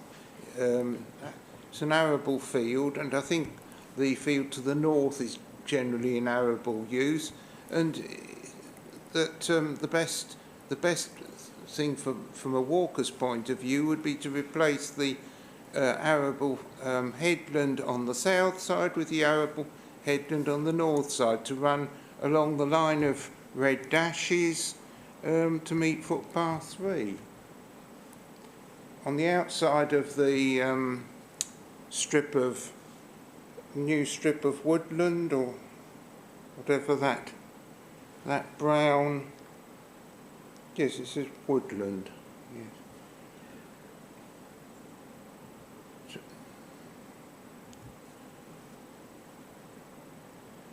it's proposed planting, Yes, and it is indeed proposed woodland planting. yes. And I should also point out that as it's on the north side, being an arable field, crop would tend to not grow very well directly in the shade of the trees, so that a path directly along the edge of the field would not actually cause very much damage to the crop. So you're suggesting, in addition to the provision alongside the road, which is continuous going Yes. west, further additional provision is needed Well, I'm involving land take from someone's field. Well, I'm saying that the path along the road is really, from a walker's point of view, not needed. What a walker wants is to walk in the countryside, not on a road. Not on a road. Yes. Mr. Moon. We go to back to Mr. Wisdom's proof, who's responded to you.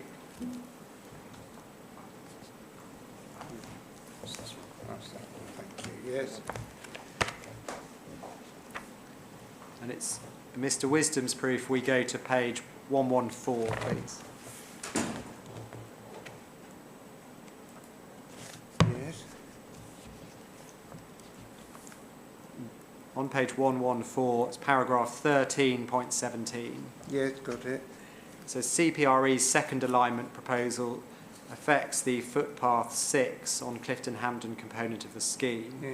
Whilst this proposal may have its merits, it's not deemed necessary due to the provision of the realigned footpath as per the scheme proposals.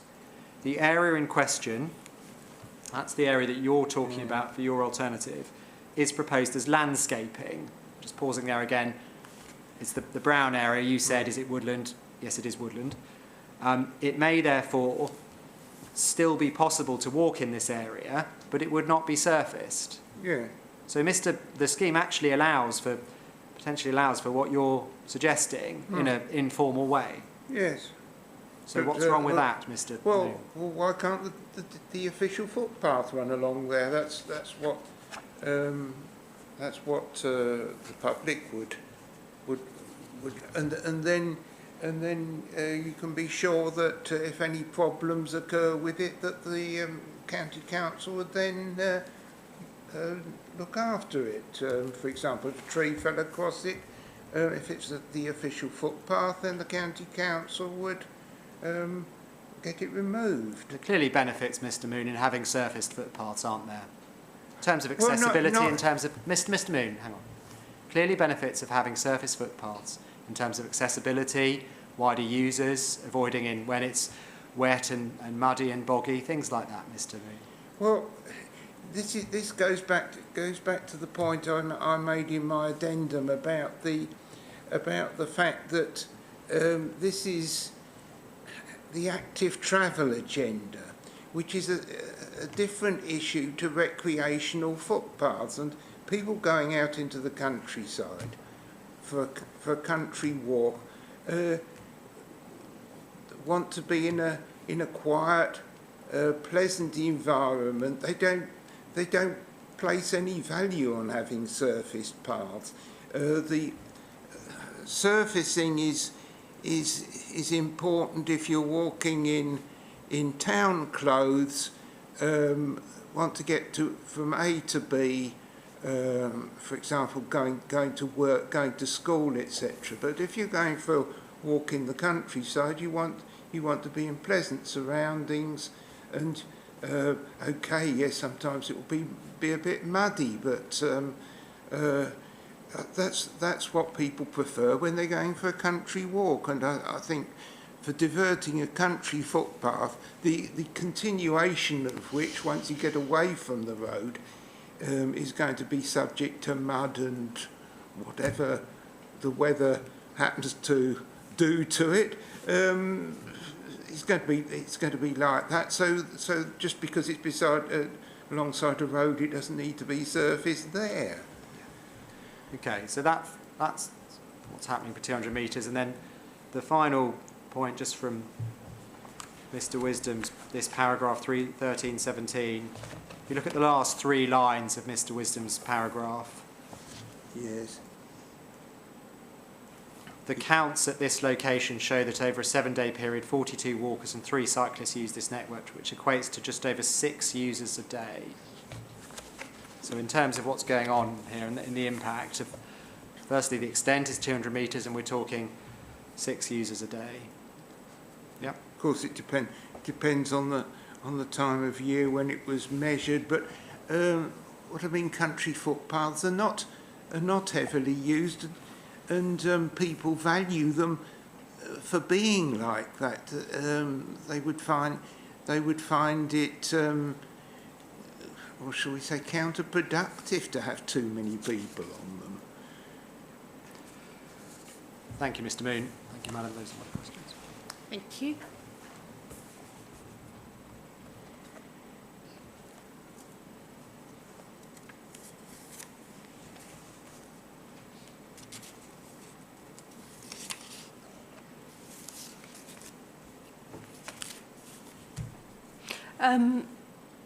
Mr Moon, the bridleway that you were talking Yes. about in terms of Applefoot, the Yes. Applefoot one, how do you see that as a bridleway? Obviously, a bridleway usually allows cycles Yes. on it, and you see it for horses, cycles and pedestrians? Yes. Thank you.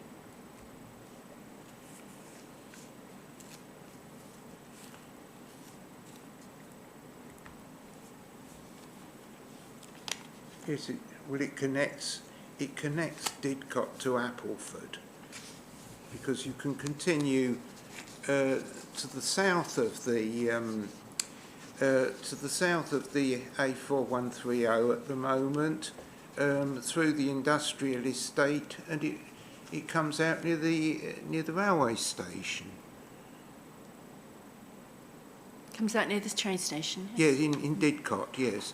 And the other end leads to the Appleford crossing and into Appleford village. So it actually connects the 2 settlements.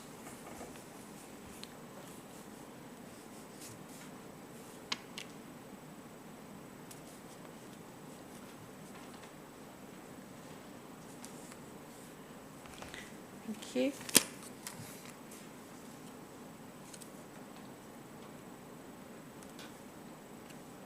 So the last point that Mr Flanagan was asking you was about, I think it was the last point, but he was talking to you about the benefits of having a surface on a footway. Yes. So obviously if it's a track through the landscaping, that would just be for pedestrians. Yes. If it's an informal track. Whereas the proposal would make provision for cyclists as well. And Excuse I me, think... are we talking now about footpath 6 or bridleway 3 now? Oh, sorry. Yeah. Yes. The Clifton Hampton one, Yes, yes. that is a footpath, so really that is only It is just a footpath at yes, the moment. I was surprised that he mentioned 3 cyclists having used it, because, strictly speaking, cyclists aren't allowed on footpaths. Yes, so what I think the point I was trying to clarify was, if it's hard surface, that the replacement, Yes. as in the proposal, Mr Flanagan was saying, well, it could be more inclusive. People, it's obviously easier maybe with buggies or mobility, people with mobility issues. Yeah, but the point really here is that this is the continuation of footpath 6 is a rural footpath which is unsurfaced, and when people go for a walk with a dog or with their family or whatever on an unsurfaced path like that, they don't really need and actually don't really want a surfaced path alongside a road. They'd rather be away from the road, and surfaced paths are really for people in an urban context, and this is really a rural path. Thank you. And sorry, to come back to the Appleford Yes. one, what you're suggesting, do you, you've explained why you think it's a suitable route. Compared to the existing route, which I've walked along, Yes. some of it, and the lorries visiting the landfill, etc., do you consider that what's proposed would be superior to what's existing at the moment?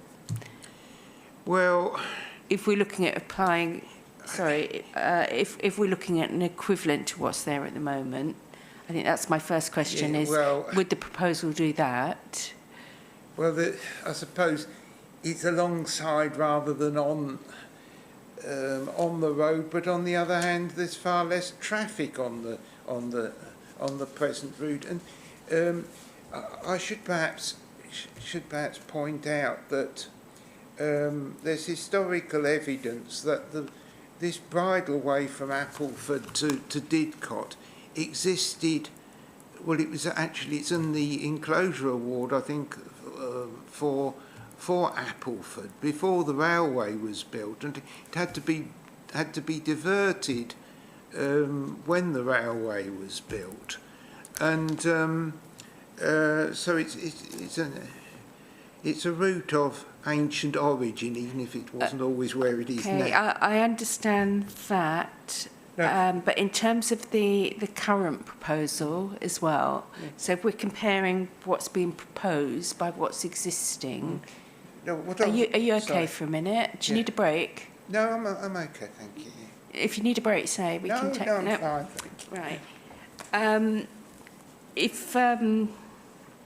If we're looking at what's there at the moment and we're comparing it to what's proposed, is it an equivalent quality replacement?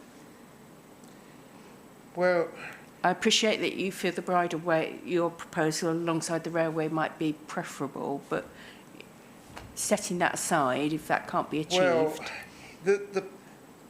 the problem with it basically is by being alongside a main road, it's no longer a route that people would want to use. Whereas whatever drawbacks the present route has, perhaps particularly at a weekend, for example, when you wouldn't be having haul traffic, it's a relatively quiet lane, and of course, as I was saying in my evidence, the main section, the middle section, is not used by the haul lorries. The haul lorries are using perhaps 100 metres or so or 200 metres at the southern end, a couple of 100 metres at the other end, but there's a long section which just has a few cars going to the houses along there. It's quite a quiet lane, and to replace that with a route alongside a main road is a loss. Thank you. Obviously, you've not got anybody as an advocate with you, so Mr. Flanagan's asked his questions, I've asked mine. Is there anything else you want to add in the light of Mr. Flanagan's questions or mine? No, I think through the addendum and, well, to some extent in responses to Mr. Flanagan's questions, I think managed to put You've the said everything. essential points. Yes. Right. Thank you for that, Mr. Moon. So we're going to hear from Mr. Godfrey next, and you can, it's probably better if you swap seats. I don't know. Yeah, he's sorted up there. You can stay there if you wish. Entirely up to you. Yes.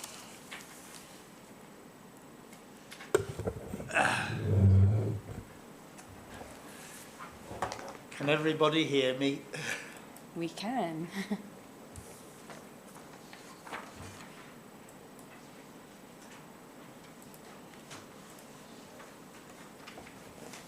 So I've got your proof of evidence fairly succinct, but if you want to talk to that, yes. Yeah.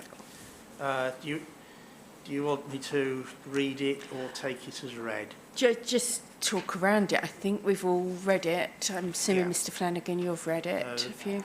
Yes. The first paragraph, I've now actually retired from from Secretary of the Field Path Society. It's been agreed that I continue to take the cases where I have already objected in person. The second paragraph is more or less what it says.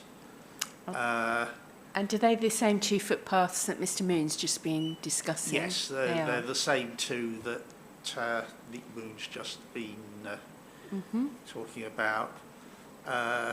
Paragraph 3 is similar, fairly similar to Nick Moon's case. It's more or less a direct route from Didcot to Appleford. When you get to the north end of 171/3, the road continues northwards and ends up in Appleford. So it's almost a straight line.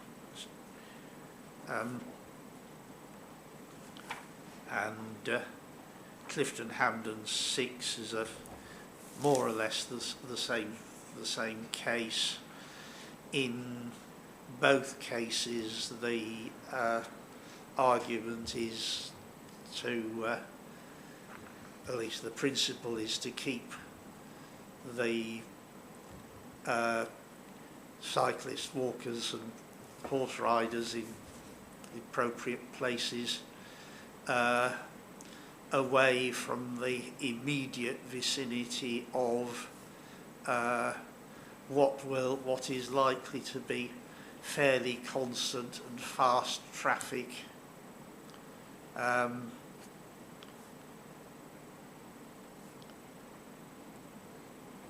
Which is likely to be doing 50, if not 60, or if not 60 miles an hour.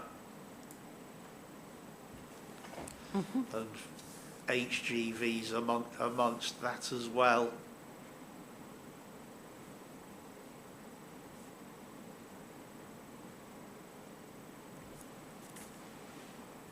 Thank you. Are they the main points you want to put? Those are the main points in the... So Mr. Flanagan's going to ask some questions. They'll probably be similar, I think. But I may be able to short-circuit it, actually. Mr. Godfrey, I'd like you to look at Mr. Stephen Moon's proof of evidence. That's Right, at hand. okay. Thank you. And within that, could you go to page 26? 26. Find it. Yeah. And on page 26, it's paragraph 4.45. Yes. And there's a subheading, Acquiring Authorities Response, and this is a response to objections by CPRE, the Ramblers and the Oxford Field Path Society. And what Mr. Moon, Stephen Moon, says in paragraph 445 is, the acquiring authority in Gately Hamer, the land agents, held a meeting with Oxford Field Path Society on Thursday, 6th of July 2023 to discuss its objection. At this meeting, it was stated that the local representative from CPRE was currently out of the country, but the Oxfordshire Field Path Society representative confirmed that the parties are essentially presenting the same concerns and will be representing each other. And was that was you in that meeting, was it, on the 6th of July 2023? 6th of July, I think Last year? I think I thought the pre-inquiry, is that the pre-inquiry? No, this is a private or separate meeting, as I understand, between the acquiring authority in Gately Hamer and representatives from Oxford Field Path Society. Yes, I had a meeting with somebody Sharma, was it? Yes, Rena Shah. Sharma, yeah. Yeah, good. At I some think there may have point. been others at that meeting, but anyway.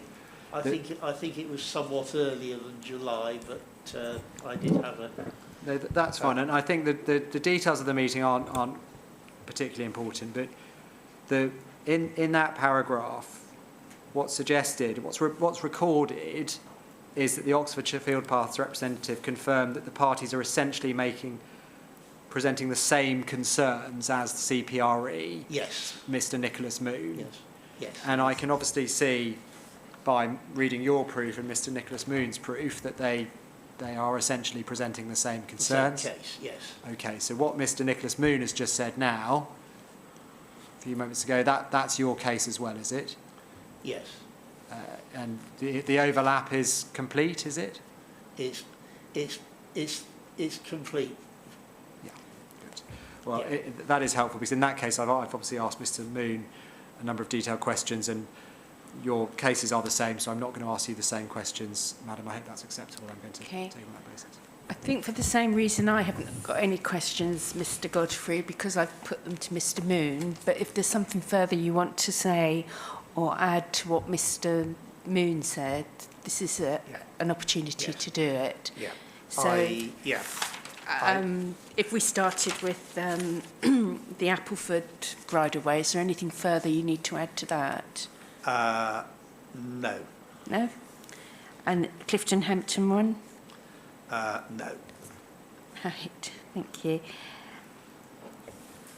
And just as with Mr. Moon, obviously you've got an opportunity to wrap up any other comments on it that you want, but it's all been said, is it? No, not. It has all been said, yeah? Okay. Thank you for your time and thank you for being flexible, both of you with attendance. We've just had some issues. Okay, so I think that's the evidence for those two witnesses. It is. What I was proposing to do was call Mr. Chan briefly, just to yes. just to respond. I mean, it won't take very long. No, that's fine. And you might both have questions for Mr. Chan. So if you want to wait there. Mr. Chan, do you want to just come up again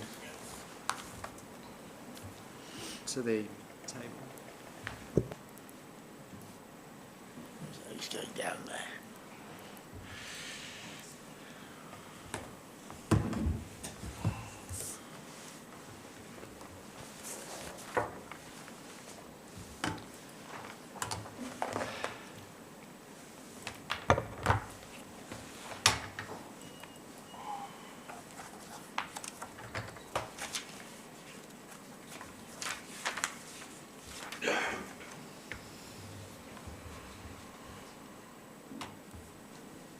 Mr. Chan, good morning, good afternoon again. Afternoon.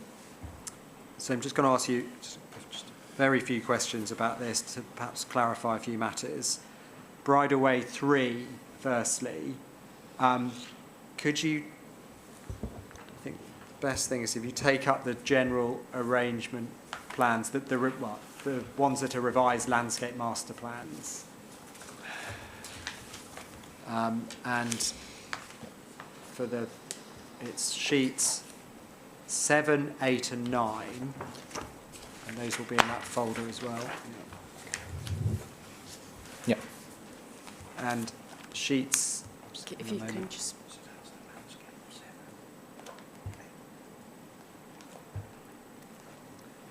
and this is showing what's proposed along the current line, what is the current line of the Bridleway 3. And 7 is the southern end by Colette, 8 is middle section, and 9 is to the north going round the pond. If we look at first, perhaps I'll just take you through it. In sheet 7, it's right, this is where we have both cycling and walking provision on both sides of the road at that southern end. Yeah, that's correct. We've looked at the cross-section already, that's why I take you through it. If you look at then sheet 8, this doesn't require a bit of clarification, I think. In sheet 8, we can see there's an access off to the west, off the new road. What's that access to serve? So that access will serve both the DTAC Technologies Park on the western side of the field and also Hill Farm. And Hill Farm. Yeah, the Hill Farm access will just come off that road. Then going north from that, we have to look quite closely, I think, at the plan here. There's another access off going east. You see that? Yeah. What's that serving? So the access going east is again serving the DTAC site, but to the eastern side of that site. Good. And then just a few metres north of that, you can see a crossing, the stripes through the road. Yep. Now, is that where up until this point, as I understand, the cycling and walking provision has been on both sides as per the cross-section? Is that where it becomes on the eastern side only? Yeah, that's correct for the pedestrian and the segregated cycleway. Yeah. Okay, but we still see on this drawing on the western side of the road there still appears to be something going up the western side. What is that? So that's a proposed bridleway that will be part of the scheme. So there's a aspiration to, you can see that that line there going south and then towards the west, that in future will connect with the NCN The national number 5, cycle. yeah, National Cycleway 5, yeah, Thank you. Network 5, yeah. So that's for walkers and cyclists? Yes, and also equestrian as well, yeah. Yes, sorry. No. Thank you. Yeah, so that's running along the eastern side, and then it, as you pointed out, it then branches east, just below the crossing we were looking at, and then goes east. So that is connecting into to the east, the national cycle route you're talking about? Yeah, west. Yeah. Sorry, it's going west. Yeah. My compass points the wrong way around. Yes, branches west. Yeah, that's correct, good. yeah. Thank you. And then, thirdly, to complete the picture, sheet 9, you can see the pond, which relates to the FCC site, I think, and we can see that bridleway on the western side of the road, new road running around that pond. Is that what's happening? Yeah, that's correct. So that bridleway will continue around the pond and then connect to restricted byway number 4 on Potway Road. And the restricted byway is the one that serves the landfill? No? Yes, yeah, that's going west to landfill. Yeah, that's correct. Okay. And while that's happening on the other side of the road, the eastern side of the road, we've still got the cycling and walking, have we, going up the eastern side? Yes, that's correct. So that will go, yeah, north throughout the scheme, yeah, on the eastern side.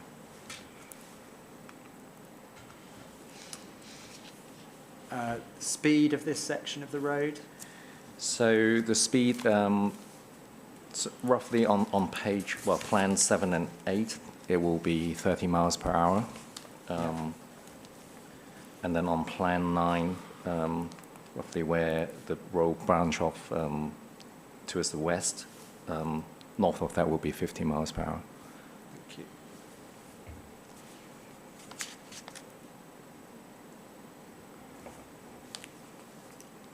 Okay. That's what I wanted to ask about bridleway 3.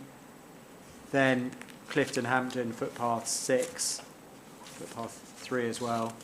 So that's sheet 19, the last one. And again, if you could think best if you look at the landscape master plan version of sheet 19.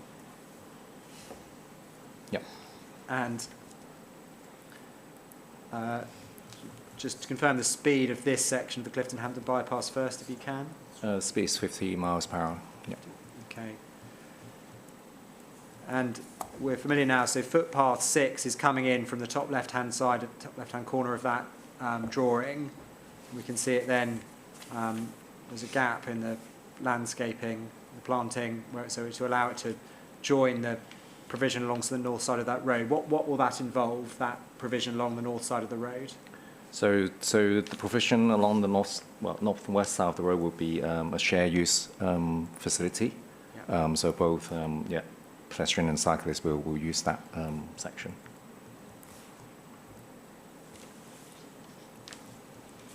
And in terms of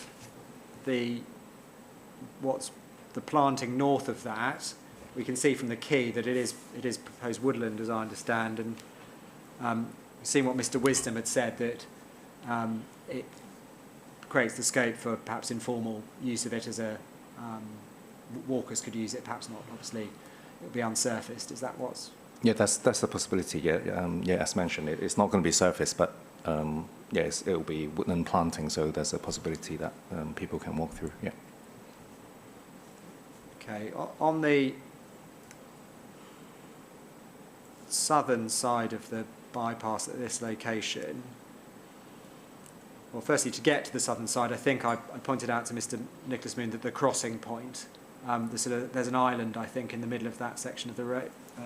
No, not an island, maybe a crossing point. Is that what's proposed? Yeah, there's a refuge island there. Yeah, There's a refuge crossing island. point. Yeah. Okay.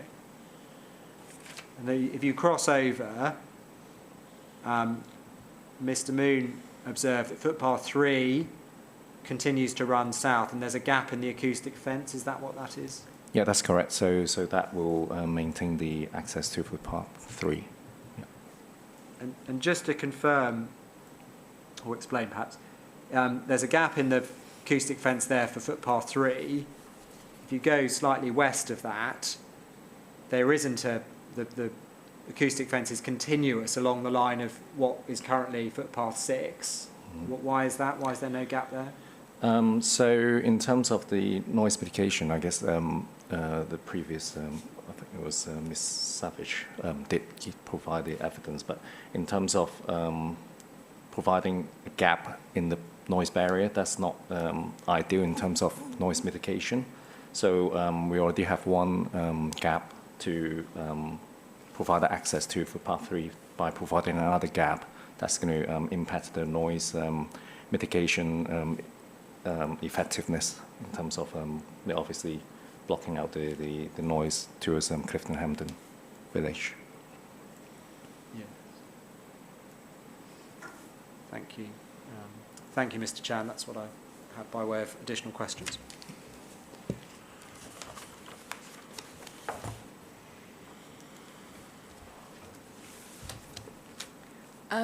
Mr. Moon, have you got some questions for Mr. Chan? No, thank you. No? Mr. Godfrey? No. No? Thank you, Mr. Chan. Thank you. Can I ask Council, just before we finish on this topic, I've got the plan, it's come from the environmental statement with the rights of way, and some of them are numbered. Can you give me a reference as to where I'll find a plan with all the footpaths numbered up? They're not all numbered on, I'm afraid I just snipped it, so I haven't got the title. I'd looked for the same thing myself. I found at CDA.16.12, there's figure 8.7, I think that which is probably the one you perhaps were looking at. that might be what I've got. And some of them, I'll just find Some of them are labelled, but and some of them are not labelled, yes. So you would like a fully labelled version? certainly just to show the ones that are Linking in it. discussion. I know there's some amendments to the side roads order plan anyways, with the references, isn't there? And so long as I can see it on something. But as I say, that one, I that's where I picked up the Cow Lane issue, but I can't see the numbers for these ones on there. I can, actually, for the Appleford one, I can see it. Might I just point out that that the County Council has a countryside access map online which shows all the public rights of way network. I'm aware of that, but I have to have it submitted to the inquiry. I can't go off and find bits myself. But yes, thank you for that, Mr. Moon. So it might be as simple as a printed copy of what's online. There'll be a definitive map, won't there? And I'm just, I mean, it may be the labelling's not particularly clear, but I think it I don't, might. if you have that figure to hand, I do. Let's see if I can make it larger. Right. Yes, I can see now that it has got. yes, they're not labelled as footpaths 3, 5, and 6, so they have the 171. So around Clifton Hampton bypass. What we could do, and Mr. Davis has shown me what it looks like. There is a perhaps clearer version of what's going on there, following those lines. Okay. As I say, we'd like something just showing what's there now. I don't need it immediately, just by the time we close. Yes, we'll That's do that. all. I think that would be helpful to me. Okay, well, thank you, gentlemen, for coming along this morning and being very patient. Thank you. Thank you. So, Mr. Godfrey, could you just turn your microphone off before you... All right. Thank you. Thank you. So it's 1 o'clock and we've got the side roads order to go through, no, sorry, the modification schedule to go through. Do we want to break? Do we want to take a short break, plough on? What's the preference? A break. I think it's going to be Ms. Reynolds, who's been very closely involved with that, who's going to sort of take the lead on that. So I think it's sensible to have a break. We may not want to take a full hour, but... No. No, I think Mr. Humphries is talking about the break. But, you know, if you want a shorter break, I'm sure we could accommodate that. So do we want 45 minutes, half an hour? I'm flexible. Sure, half an hour? Half an hour. If we take half an hour, then. If that's acceptable to you. It's acceptable to me. Yeah. So, thank you, Mr. Chan. Sorry, I shouldn't have left you there. So if we can return at 1:30 then. Okay. Thank you.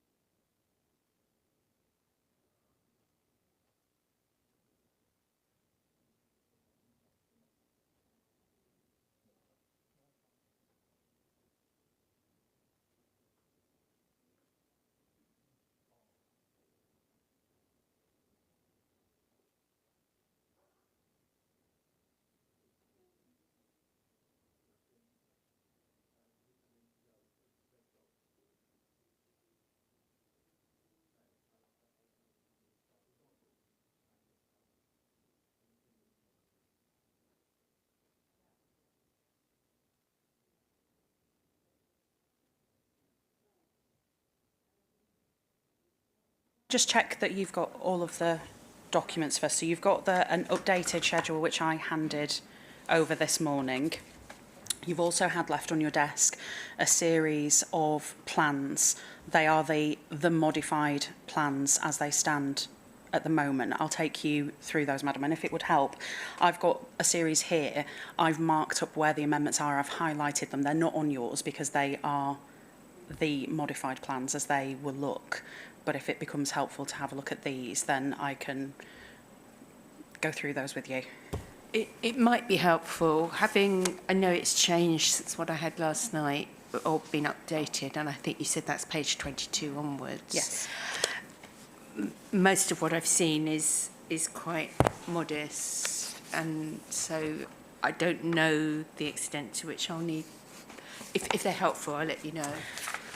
Yes, I think I can explain them to you. It's just some of the modifications are extremely small. Yes. So it might just be helpful for me to identify them to you on the plan, because it's not going to readily be maybe in a obvious to few you. weeks' time.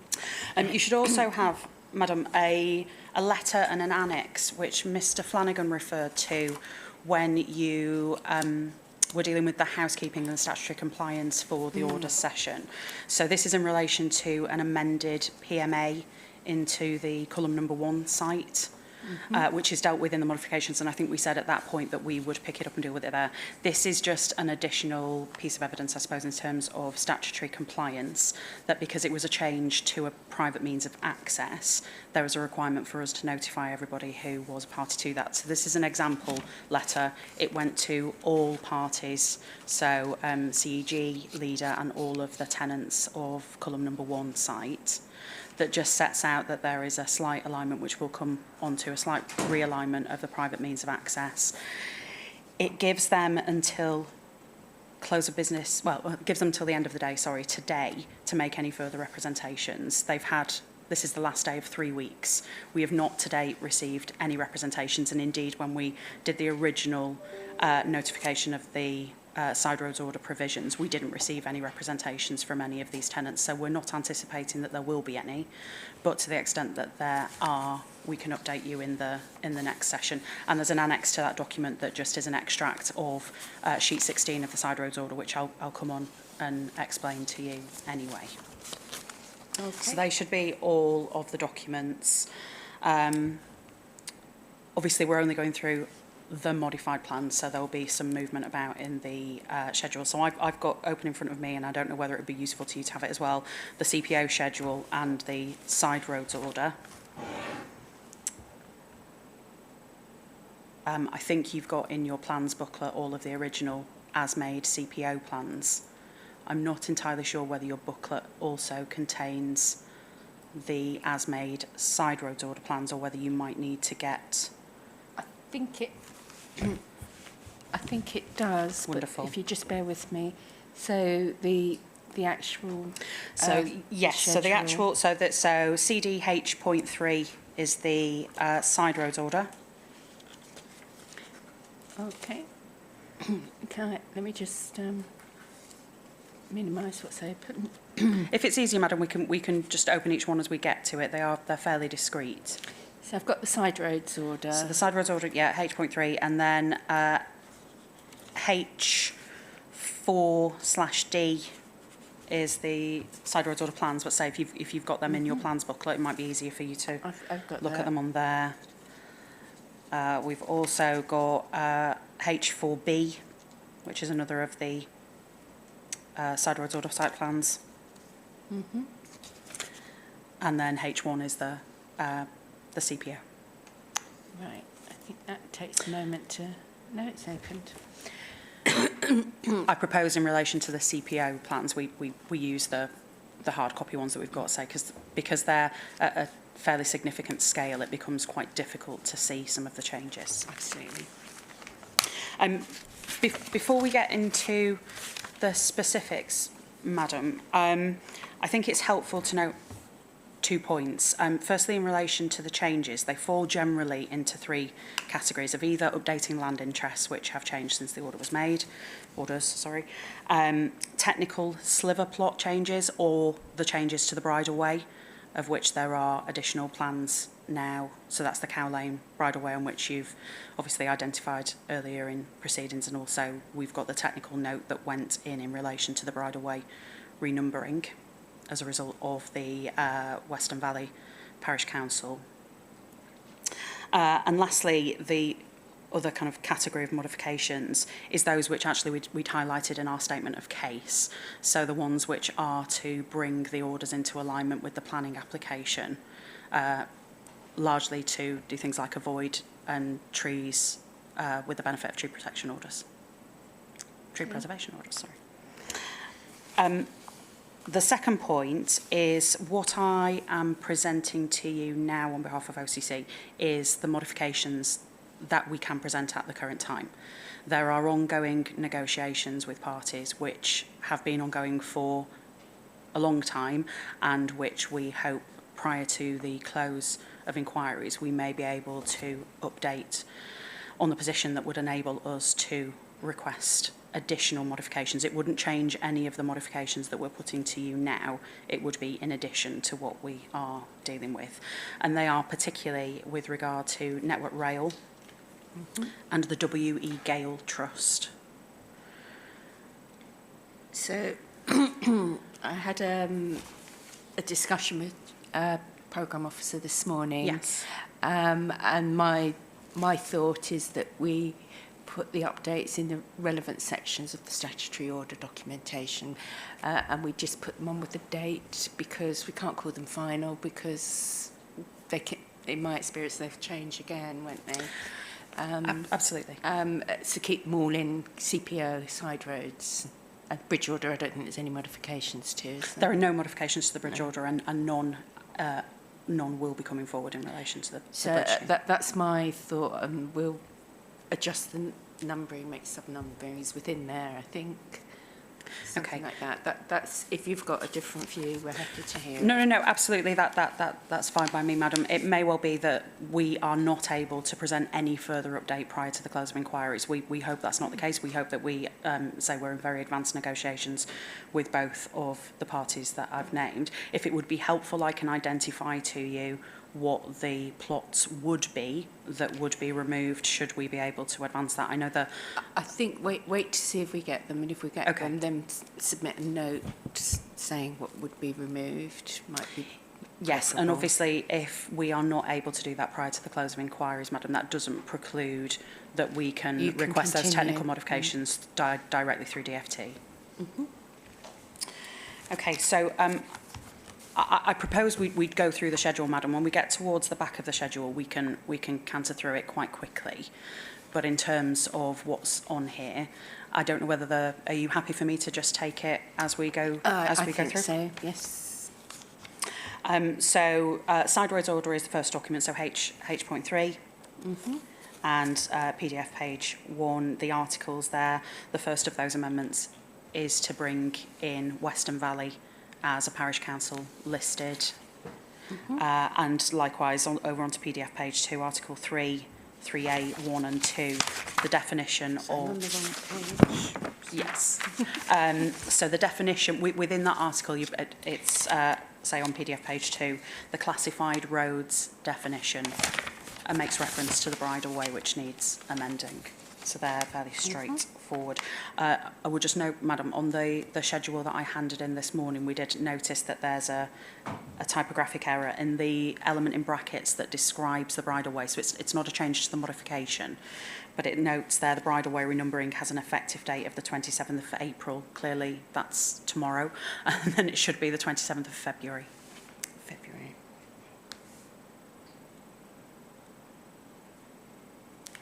It's probably worth noting at this point as well, I think the technical note on the bridleway issue that we handed in referred to the fact that there is it's a footpath that is going through a modification at the moment. It's not yet been reflected, I don't think, in the definitive map. It's something that we will keep an eye on and obviously liaise directly with DFT so that at the point in time that should the orders be confirmed at the point in time that they are, if that has happened, we can update the footpath reference. But that's not dealt with for now because obviously it's as stands at the moment.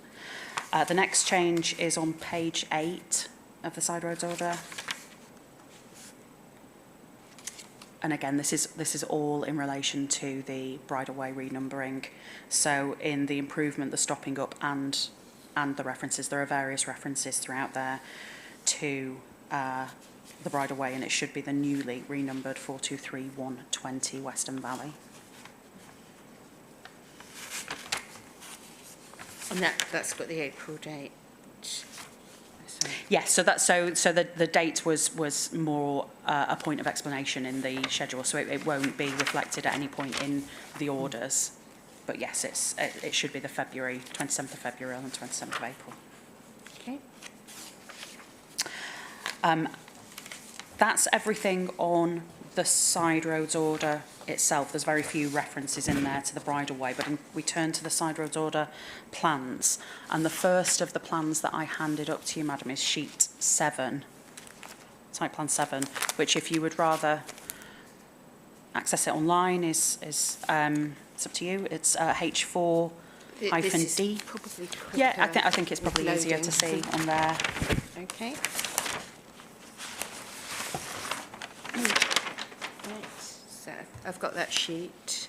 Excellent. So the change there, Madam, is to the cross-hatched area to the south of the Colette roundabout. And that's an amendment because the tie-in works are not going as far south now. And you'll see when we get to the relevant page that's reflected in the compulsory purchase order as well. So the original side roads order plan had, you can probably see on the plan actually, just immediately below that cross-hatching, there is a faint grey line which appears to show that road going slightly further, that tie-in going slightly further south.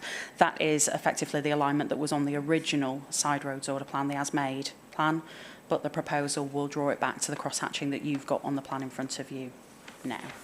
Okay.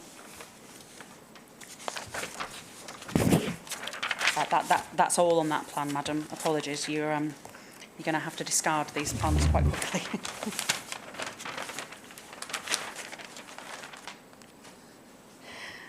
So the next is side roads order site plan 16A, which hopefully is the next in your bundle. So there are a number of changes on this one, and likewise when we get to the CPO, there are a number of changes that reflect the side roads order provisions to an extent here. I think, Madam, this might be one where it becomes helpful for you to see what I have annotated. But the first of the amendments is if you go to the bottom left corner of the plan and the cross-hatching there along Station Road Highway.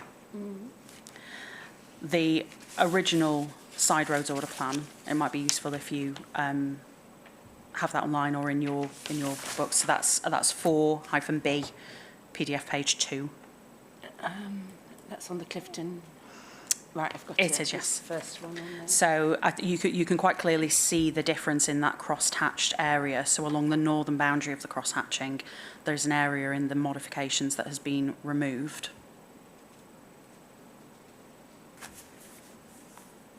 And that's on the basis that the integral pedestrian and cyclist shared use cycle track, which was to be provided on the northern side, is now moved to the southern side of the improvement, which is in accordance with the planning application. So that is what you have seen and considered already in relation to the call and evidence. The side roads order didn't reflect that.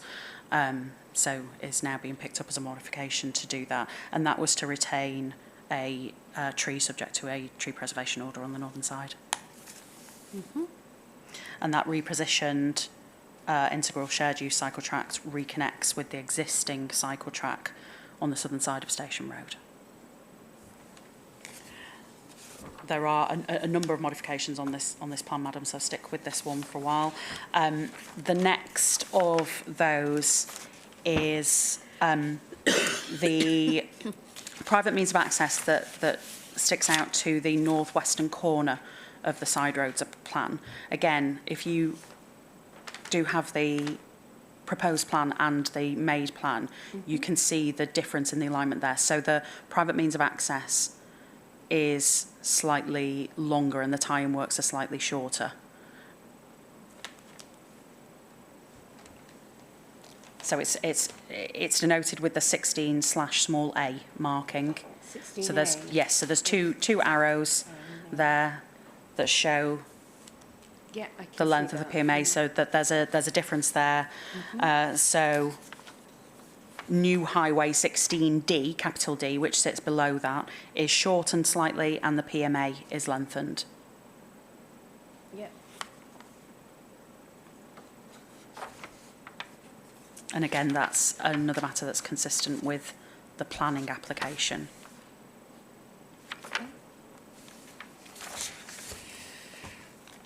And likewise, related to that same modification, the length which is marked 16/small b,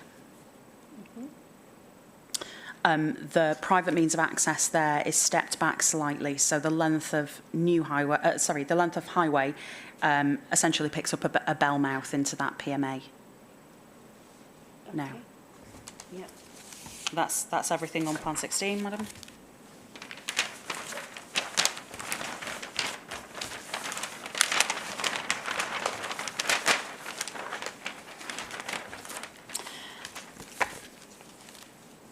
Then we move on to the compulsory purchase order. Okay.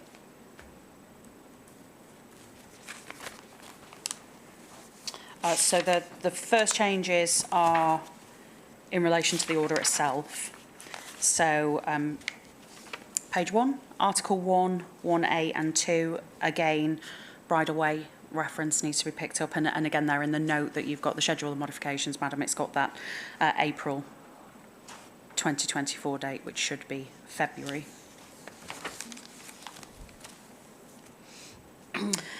Moving on, the rest of the changes have a mix of amending the plan or amending the order. So I'll propose to try and address them both together so that you can see it easily. So PDF page 9 and 10 of the order, plot 1/3D, which So can be seen. pages 9 and 10. 9 and 10, yes. 9, 9, 10. It starts on 9 and runs across into 10. Sorry, I've got that wrong. Page, just single 9, not 910. Single 9, yes. Right, I'm there. Okay. So that's the top of Backhill Tunnel.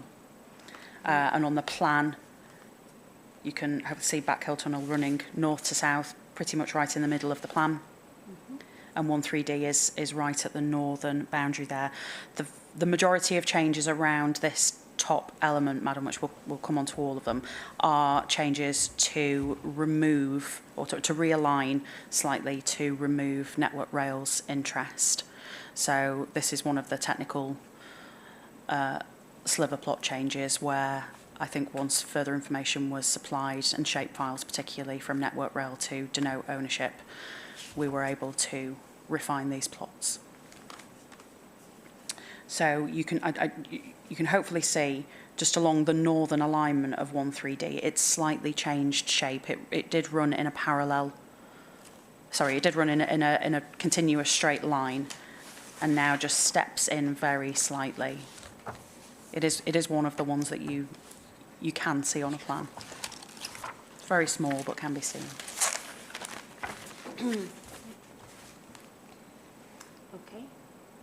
Yes, I can see that.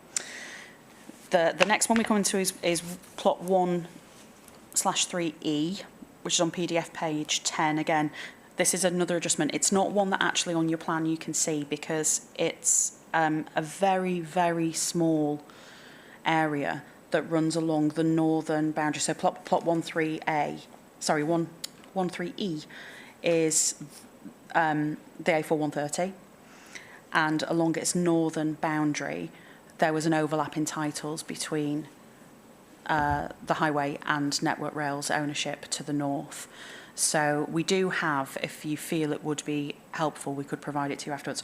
We've got a separate document that shows shape files because at this scale you can't see some of these amendments. You can in shapefiles, but basically what that shows is a thin turquoise line, which is an overlap between the two titles. It's a very, very small amendment. I think it's only 6 square metres. I think there might be a mistake there, actually, Madam, in the schedule modification, because it refers to 101,000 square metres going down to 9,995. One of those figures is clearly incorrect. Let me see which it should be. Yes, so in the scheduled modifications, there's an extra 0 in your square meterage there. For the reduction? For the plot as it stands, so the reduction is correct, 9,995, but the original figure shouldn't be 101,000. Sorry, 100,001. It should be 10,001. Right. Okay. Just obviously, it's correct in the orders. Yeah. It's just wrong here. Plot 1/9 is another towards the top of the Backhill Tunnel. It's probably worthwhile me dealing with 9 and 10 together. Again, they are realignments to remove Network Rail's title from there, which was not known at the time to be. I think they were in there as we thought they had an interest in that land, but actually they don't. So whose land is it? Sorry, I'm mistaken. So they were in there in respect of their apparatus. I think we were not entirely sure that they did own it. It was an assumed ownership at the time the order was made. They have now confirmed that they have some apparatus there. So we are scaling those plots back to remove their interest. Right.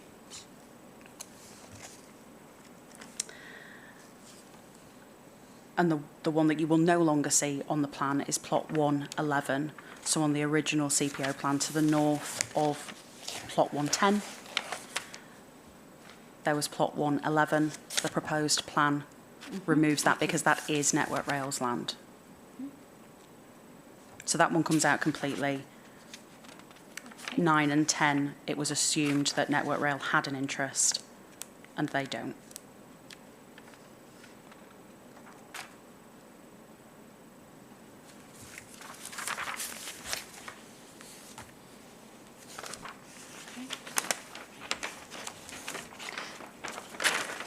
That's everything on sheet 1.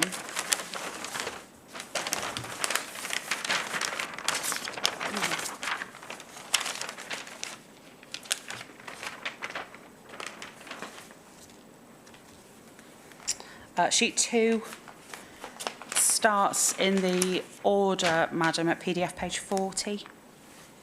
Plot 2/2.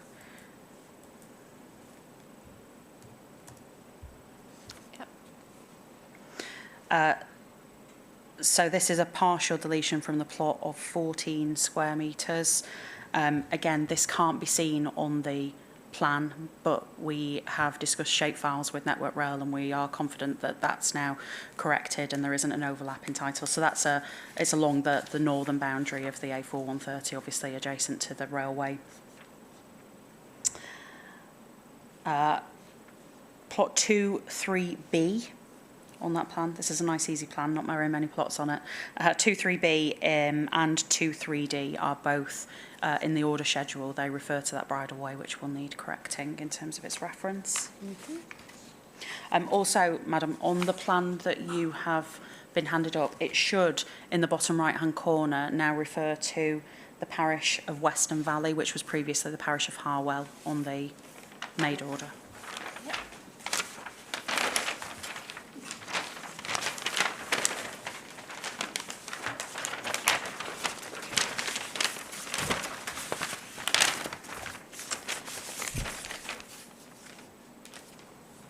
Okay, if you move on to page 45 of the CPO, once you've got the plan open. So page 45, Madam, and sheet 3. Right. Again, on the very north of that sheet, you should see a correction to Parish of Weston Valley rather than Parish of Harwell. So it says either side of the railway line, it's Parish of Sutton Courtenay to the north and then Parish of Weston Valley to the south. Yep. Plot 3/2A, which is the plot in the bottom left-hand corner. Yep. It's the A4130 alignment. That's a 2 square metre change again. It's another another of the overlaps with right. Network Rail Infrastructure's ownership. So again, it's another that we can see on shape files, but is not readily obvious on this plan. And plot 3/7 is no change to the plan, but there is a partial deletion to take out Network Rail's land, but it doesn't change the square meterage in any way that, once rounded up, would have an impact on the order schedule, say, for the removal of their interest. Okay. There are then, Madam, as you can see in the schedule of modifications, there's then the next entry is a series of the 3 series of plots, which are all changes to reflect the new Bridleway. I don't intend to take you through those. So that's all on sheet 3.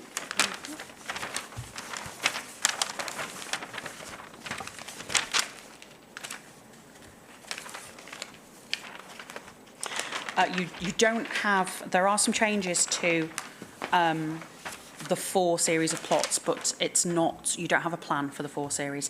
This is the sheet, Madam, that if we can get to the point of agreement with Network Rail, we would hope to put forward a further modified sheet 4, because this is the area that crosses the railway. So the plan that you've got in front of you now that I think you've just opened is actually sheet 7. That's the next one we're going to discuss in right. plans. There isn't a sheet 4, but there are some modifications to sheet 4 that need to happen regardless. So they are to the order itself rather than to plans. So PDF page 99 of the order currently notes Network Rail. So it notes them in respect of mines and minerals. That will be deleted. There is no Network Rail mines and minerals interest. And the same for plot 43B and 43C. Okay.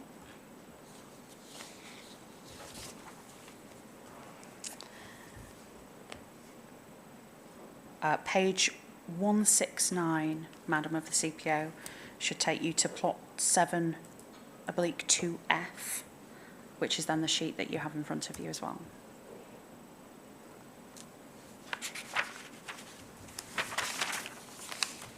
Yep.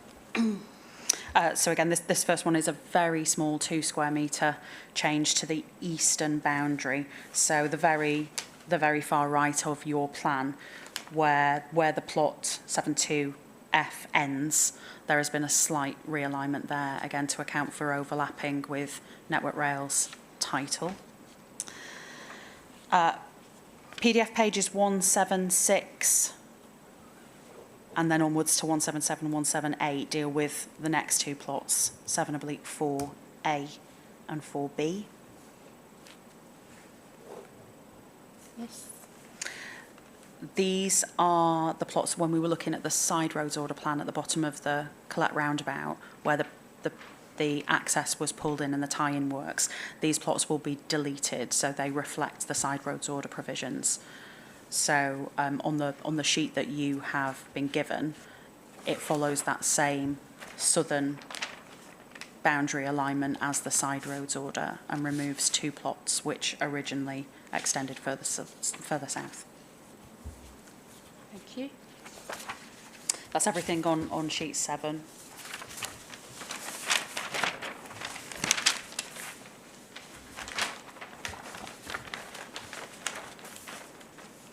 So the next sheet you should have, Madam, is sheet 9.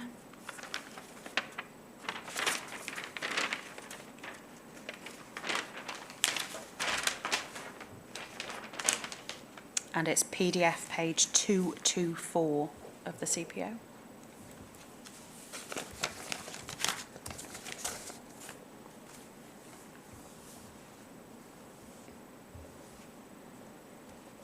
There are a number of amendments. These are all plots to the very south of the sheet. So if you can see the bridle way, the Appleford bridle way hooking round at the bottom, right at the bottom of that, the plots that we're seeking to amend are around here. And again, this is where there is an overlap with Network Rail's ownership and the Cherwell Valley line there. So plot 93AA is a partial deletion of the plot, but again, there's no change to the square meterage because it's so small. When rounded up, it doesn't change the number.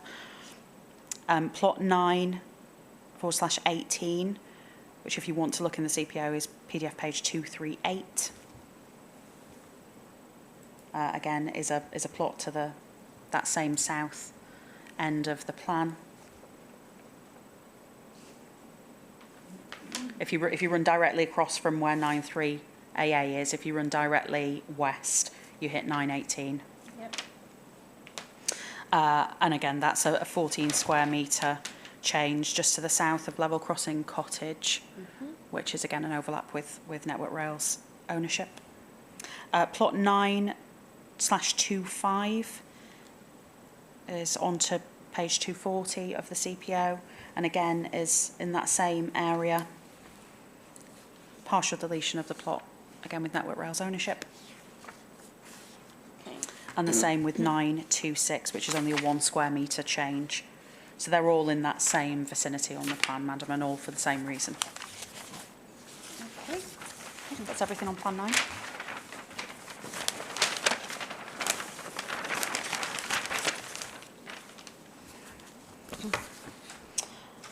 So the next plan you should have should be sheet 15.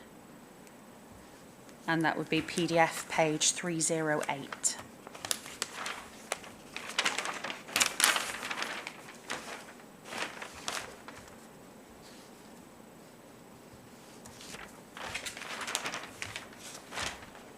Okay. There's just one change here, Madam, to plot 15/1, which is a 2 square metre reduction on the eastern boundary of the A415, again to, I think you can slightly see this one. It's along the continued on site plan 16, right on the edge. It's just a very small realignment again for Network Rail.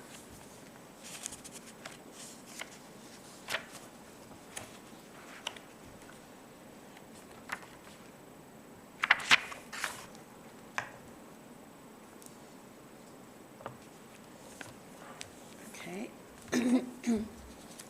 That's everything on sheet 15. Sheet 16 is a slightly more complicated one, so I suspect we might spend a fair bit more time on this one. So it's quite a complicated CPO plan anyway. It's a busy plan.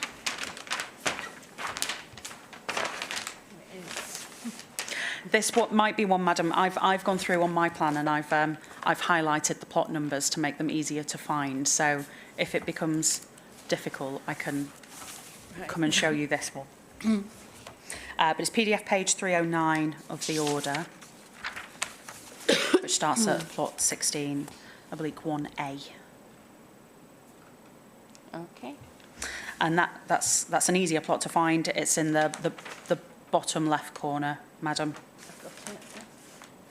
It's the plot which encompasses the A415 and the track to the south of it.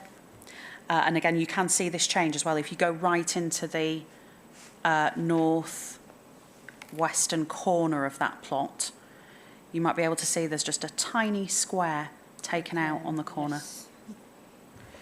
So it's a 2 square metre change to that western boundary. And again, this is a Network Rail. Obviously, it runs adjacent to the Cherwell Valley line. Plot 16/2. If you do want to look, you don't need to look at the CPO, but if you do want to, it's PDF page 318. I should note as well, Madam, the schedule of modifications does pick up the table numbers for you. I'm at the moment only referring to where they're referenced in Table 1. There are quite often other changes that will need to be made to Table 2 as well. Yeah. And both of the page numbers are in the schedule that you've been provided with. So plot 16/2 is directly above 1A. That's a 26 square metre removal from the north-western boundary. And again, this is around Network Rail's ownership and to account for overlapping titles. There are some slightly more complicated changes here. So the next of the plots is 16/3, which you will not find on the sheet because it's a full deletion of a plot. I think here, Madam, it would be very helpful if you had the CPO plan as made. You will be able to see immediately above the plots we've just been looking at. It's quite evident that there is a change in the overall area that's taken.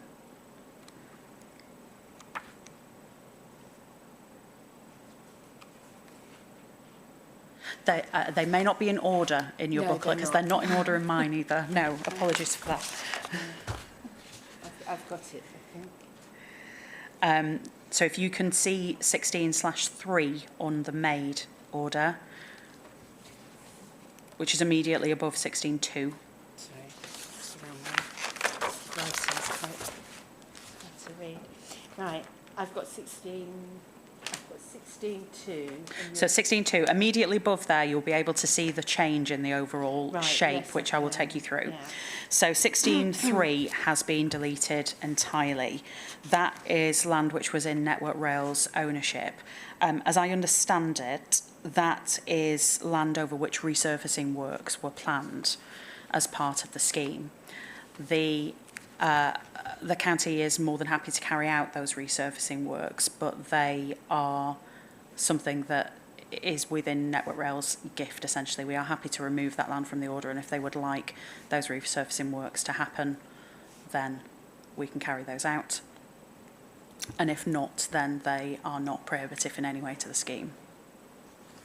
Okay. It gets slightly more complicated now. So 16/4 on the made order plan sits in that same pocket of plots there.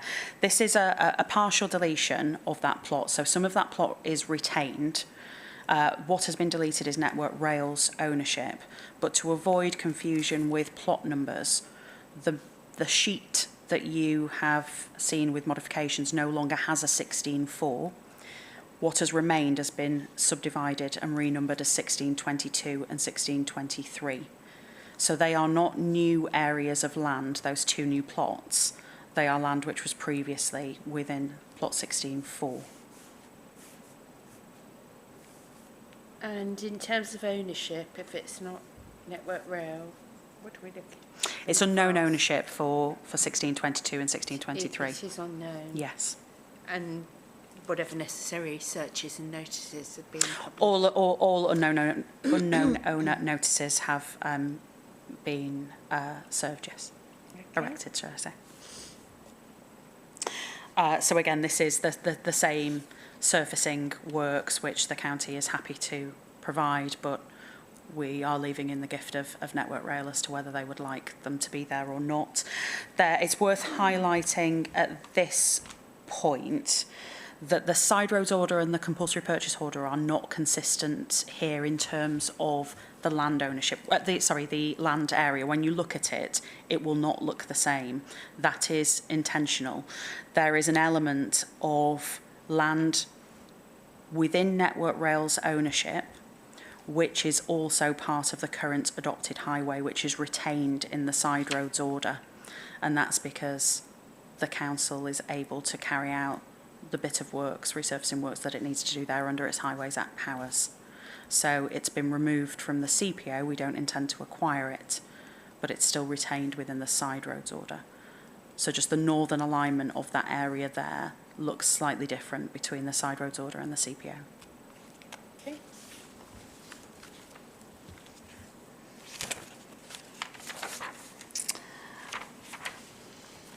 So that should be all of the ones in that. Oh no, sorry, 16/5 as well is a full deletion. So that's in that same pocket. So it's immediately above where 16, 3 and 4 were on the order plan. That's been removed entirely. Again, that's Network Rail's land.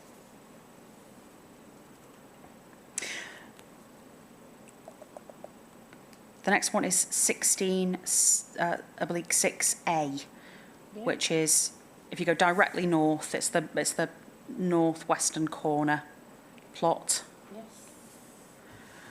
And there are a series of plots here, a series of changes which are all essentially for the same thing. There's a slight reconfiguration of a number of plots around here, which is it's not changing the overall land ownership or land area, it's to realign more properly with the council's intentions for the use of the land and to make sure that the plots denote areas where future easements and other such rights might need to be granted. So it's not a change in terms of the land area, just a realignment of a number of plots. So in the scheduled modifications, you've got a list there of the plots it changes. So 16.6A, B, D, E, G, J, L, M and N, and then it takes you through each of the changes to the map and schedule in terms of the recalculation of square meterage of each of those plots. And that's in relation to again, on the side roads order plan, there was the realignment of the private means of access so that the tie-in works were brought further back, so the length of new highway was shorter and the PMA was longer. And these changes here are reflective of those changes to the side roads order provisions. Okay. Unless you particularly want me to take you through each of those ones, they're all for the same reason, Madam. I'm happy No, to canter through okay. those.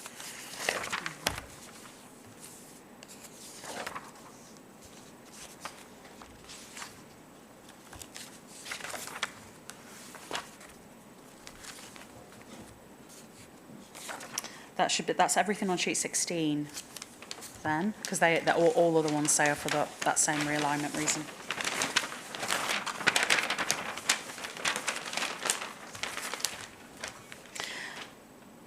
The next 3 plans that you have are side roads order site plans 2, 3 and 4. You don't need to open them, Madam, unless you particularly want to. They are changes just to reflect the parish change from Harwell to Western Valley.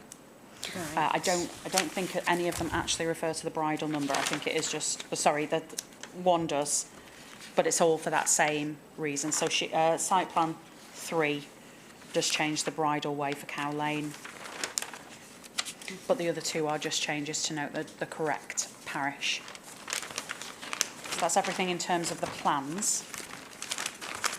The remainder of the modifications in the schedule relate to largely changes in land interests, which have occurred obviously post the making of the orders. So a number of these have arisen as a result of conveyances of land, creation of trusts. I think one of the changes is due to unfortunately due to a death. So where we've got substitutions, so I'm looking at plots 11.5A and 11.5B. Yes. The parties concerned, the new parties, have been fully notified. All parties have been notified, yes. Thank you. And the schedule of modifications sets out, to the extent that you want to familiarise yourself with the relevant pages of the CPO, it sets out the page numbers on which these elements appear as well. I don't propose to take you to each of them, Madam, unless you particularly want me to. So yes, so there's changes to 11.5 A and B, 16A. I think these are the Culham campus. These are, I assume, new tenants of Culham campus again who have been notified, and particularly have been notified in relation to that PMA change anyway in the document that was handed up. The rest of the 16.6 series of plots again are all the Culham tenants and changes there. There are then, Madam, on page 27 of the schedule modifications, you'll see that you get to a series of much smaller lines relating to the 16-13 largely series of plots, these are essentially repeats of what's come before, and they will require additional pages to be added to the order. And likewise for the next page in the schedule.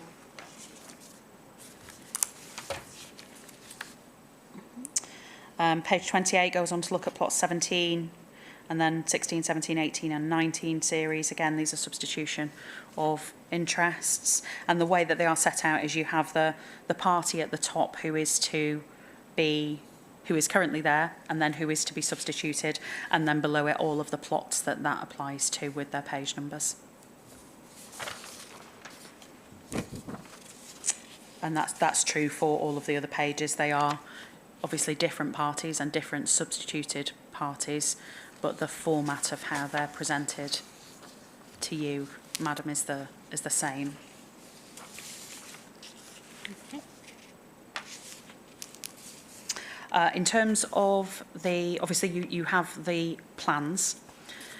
There may be a further sheet 4 if we can achieve agreement on the framework agreement with Network Rail, and likewise in relation to the WE Gale Trust. There are, I think, 2 plots of land which are intended for a compound which may be able to be acquired by way of private means, and negotiations are very advanced on that, and we hope we'll be able to put those modifications forward, which will result in 2 new, maybe 3 new CPO plans being provided to you. In terms of the amendments to the actual CPO and the side roads order itself, they are going to be ready for the next session and have been produced in track changes on the basis that, because there are, with the bridle number change particularly, there are quite a lot of pages that will need to be amended. They've been done in red track changes as would appear if confirmed with modifications, on the basis that, should they be confirmed, the Department of Transport can simply insert the pages, replace the pages. So that's not currently ready, but will be ready for the next session, and aligns with what we've gone through. Thank you. That's everything. Done. Okay. So I don't think there's anything else. We're resuming on a Wednesday next time at 10 o'clock. Yes.